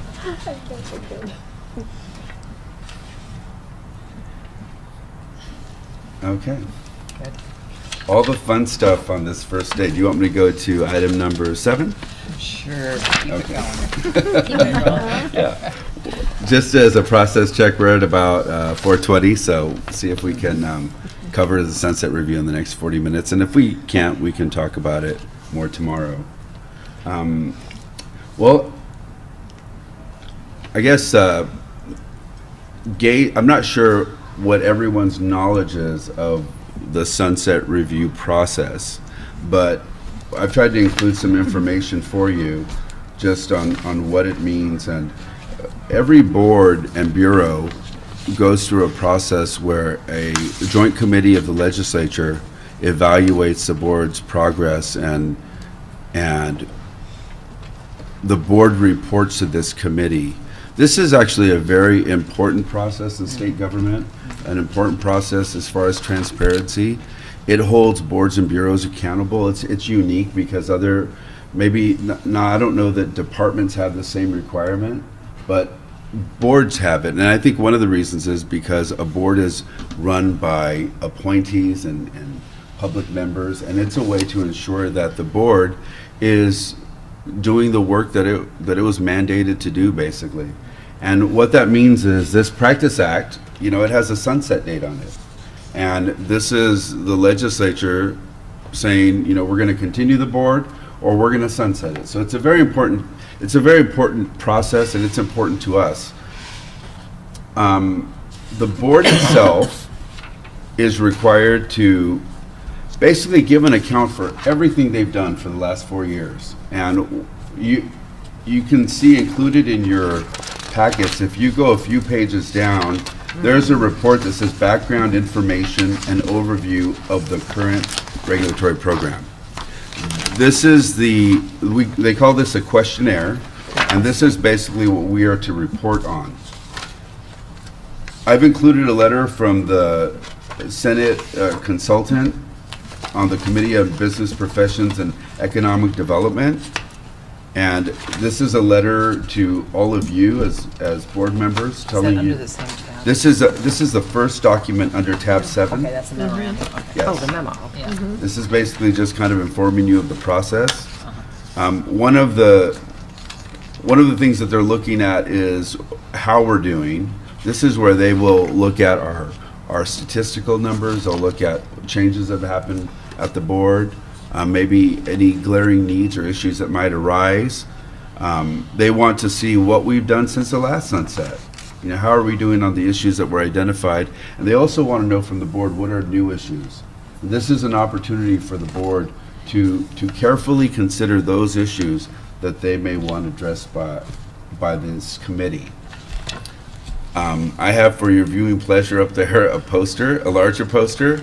If you want to look at the timeline, it's that upper left-hand corner sunset review process chart. Oh, the one in color. And that's the same thing that's included in your binder that you need maybe a microscope to look at. And that just kind of gives you a feel of what we're looking at. So what is important to this board is that we have to work on the report. We probably need to have a subcommittee assigned to this, and that subcommittee could help in coordinating and getting input from other board members. There's a staff portion, and then there's also a board member portion for this. And we've been told by the committee and that they really want board involvement. They want to make sure that the board is involved in this process. And we currently do not have a standing sunset review committee, is that correct? Not that I know of. Yeah, okay. And when should we appoint that? That's up to you. But relatively soon, so we could start working Okay. and designating. Tomorrow. Okay. Examine your I consciences thought there were tonight. people who volunteered, there was a list of volunteers. There was, yeah, yeah. What's that? There was a list of volunteers. For working on, for helping with the sunset review. You were on it, Patty. I volunteered. I would hope everybody's on it. I volunteer. I volunteered. I don't remember. Huh. So, When did so we you talk remember about it that? too. We did, Aren't we but all? I can't tell you when. Probably the last said. Ha, okay. The other thing that, go ahead, I'm sorry, did you have? Is it permissible that we revisit the Sunset Review Committee tomorrow at our meeting, or is that going out of order? Is that something we can do? No, I think that's something that we can open up the discussion again Okay. and see if there's anything Good. anything else we need to discuss or add. I've also given you each a hand carry item. Let me just borrow yours. And it says responses to the Senate Business, Profession, and Economic Development and Assembly Committee on Business, Professions, and Consumer Protection. These are the issues that were brought up at the last meeting. You can see the issue, staff recommendation means the committee's staff, and then the board's response to The those. committee, the Sunset Review, The the sunset- joint, Yes. okay, the JS, whatever, yeah. Right, the joint committee staff, and then our responses. This is from our last sunset review? This is from the last sunset So review, this is the yes. 2012 report? This Yes. is- Okay. And I did that as I was leaving the office the other day because I wanted you to have some context as to what we did the last time. Okay. Would you anticipate that the joint sunset review, blah, blah, will go back to this and ask us to sort of draw lines from where we were in 2012 to where we are today? Yes, and there's a portion at the end of the report. So now I'm going to that document, that 15-page document in the middle of this tab. In the middle of which tab? So we're 7? we're still on tab 7, This one. and this Hard to is keep up with. this is that document, the background information document. If you go to page 14, this is where the board input becomes important, because they're looking at information on the board's action and responses to prior issues, and they're also Okay. looking at new issues. Oh, What we will do is we will complete the report. We're going to get input.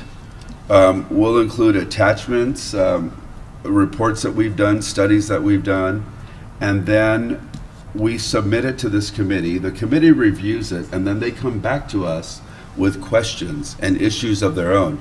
They interview people, professional associations. They talk to people out there to find out, to get input and feedback of what the issues are. And our report is due to the legislature on December 1. It becomes a bound published report. So in order for us to get it done professionally, we need to have it by, I believe, the beginning of November.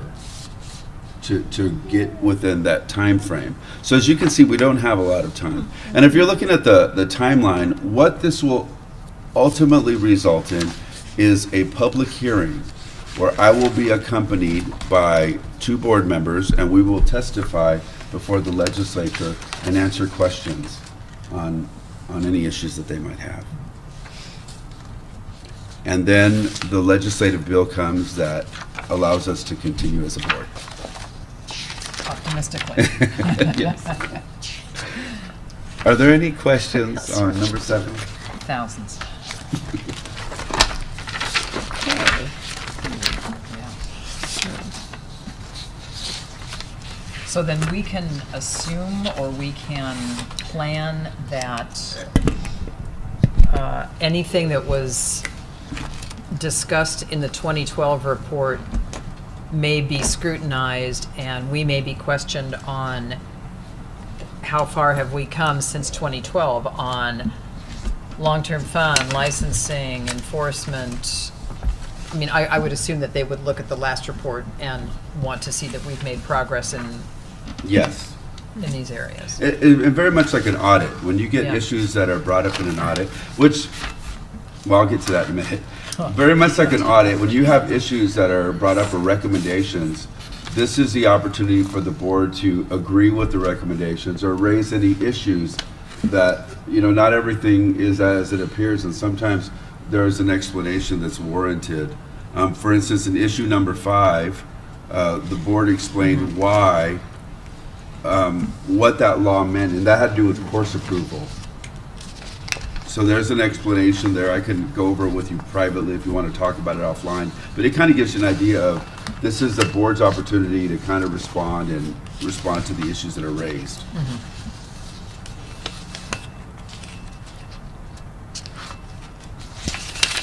And of course, I mean, I'm assuming that this is the report that is issued after the sunset review hearing. Yes. Okay. So after we submitted our report, and that's also Yeah. available online. You can actually see our report online under publications, right, Brianne? And you can see what we submitted. You can see the staff's recommendations or concerns and what our responses were.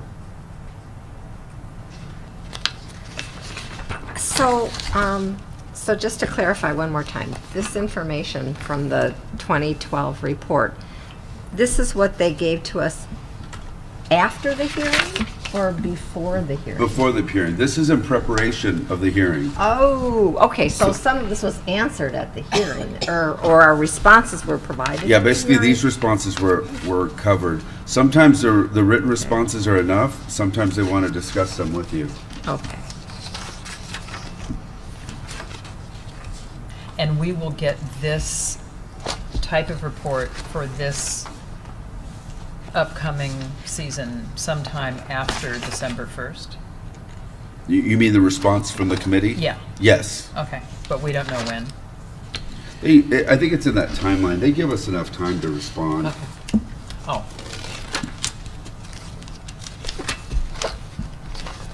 It's usually in February. I've been through one of these before in my time with DCA, and I can tell you that it's a very hectic time. You're very busy. I think it's very necessary though, and it's very helpful. Just like an audit, which by the way, we're also going through an internal audit. There's a schedule of audits for all the boards and bureaus that are followed. So while we're doing this, we're going to also go through an internal audit. And it's just a routine operational audit.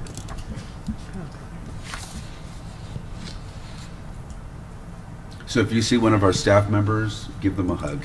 Yeah. Oh my God. So much going on. yeah, yeah, Any other questions? thousands. Gotta read it. We are at 4:30 now, so I think it's up to you where you want to go from here. I think we can- We're at the peak of bad Yeah, traffic convene out to there. where- I can't Yeah. wait to get on the Board 405. member.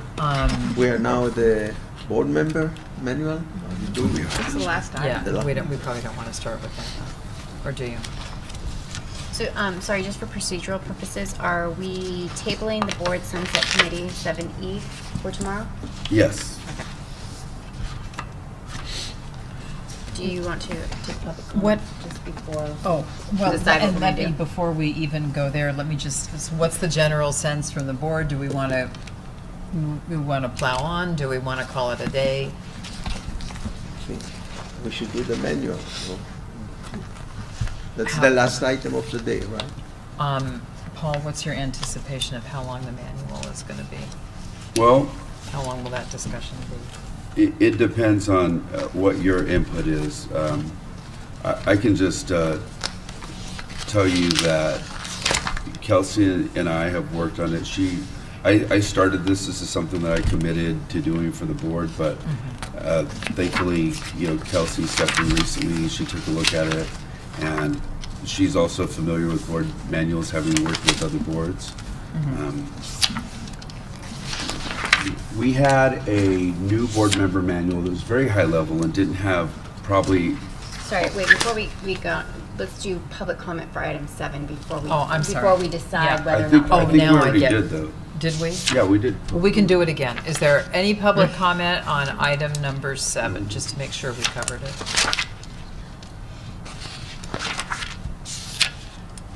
Okay, hearing none, my own personal feeling would be that to do the board member manual right now, at least I personally, I'm at my limit.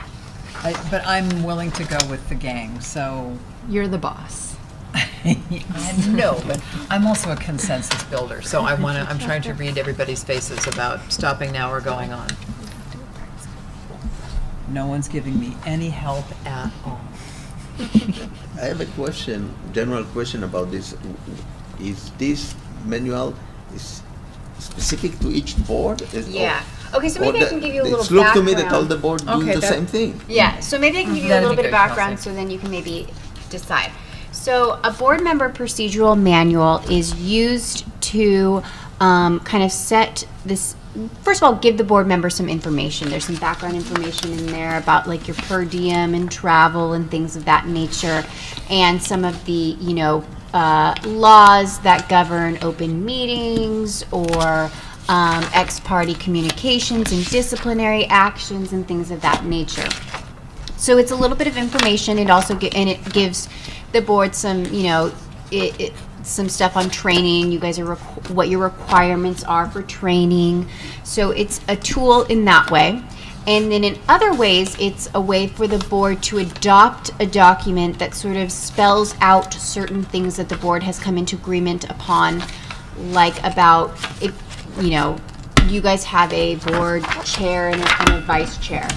Other boards have secretaries or, things of that nature. So it's a way to decide which your board is going to have and to kind of memorialize it, and then that decision has been made. It's also a great tool for delegating authority to your executive officer on certain issues. If you've decided that you want this to be a staff function, you can adopt it that way. I think before we get into all that, Kelsey, we need to decide whether we're going to talk about the board member manual. I think that's really the question, right? Yeah. So, But it does. So my point is, in making that determination, there are certain things that you guys are not going to need to ponder on because it's informational only and it's just meant to be a tool. There are other things that that require the board to discuss and decide as a board as a whole if that's what they want to adopt. And so Paul and I have put together things that we've taken from mostly from other boards, and then sometimes just kind of internally decided that this would work for this board. I think it would be helpful, though, if you haven't read it, going into tomorrow's meeting, that you take a look at this, that you review it, rather than us, if you haven't read it, and I totally understand if you haven't, let's take a look at it and bring us your comments, bring us your questions, because this is an important document. Yeah. I, for one, would be in favor of calling it a day and picking this up first thing tomorrow morning. That's just my own personal opinion, and please feel free to give me other opinions If we can do it tomorrow morning, if somebody can make from the staff, what are the specific items that we have to decide tomorrow, like structure of the board, secretary, not secretary, but because look to me, the majority of the items are standard and applicable to all the boards. So I think we should discuss only what's specific to our board. Okay, I can take a look at that. So basically, what is already, like in law, for instance, you have one board meeting a year. We're not going to change that. That's what you're talking about, right? I'm talking about all the things that stuff. you can affect. All the stuff that we have even cannot decide upon, like we cannot decide how much is the per diem, right? Right. Stuff, Okay. these are standard, so Yeah, we don't probably have to. procedures, travel and safety. It's really the selection of, it's really item number 4 that we need to talk about. That's going to be. And. Well, that will actually be easy to do because some of these things are, like you said, Amnon, the enforcement process, for instance, Yes. that's already set law. So as we go through it, But we there's can go like- through it item by item, and it won't take as long as it might appear. And Kelsey can help us identify those things that are already Yes. established in law, or it would be in law. Okay. Done, right? Done, yeah. I'm ready for tomorrow. Is there a motion to adjourn till tomorrow morning? So motion. Second. All those in favor signify, or no, roll call. Aye. Aye. Aye. Aye. Aye. Aye. Aye. Thanks. We can leave them.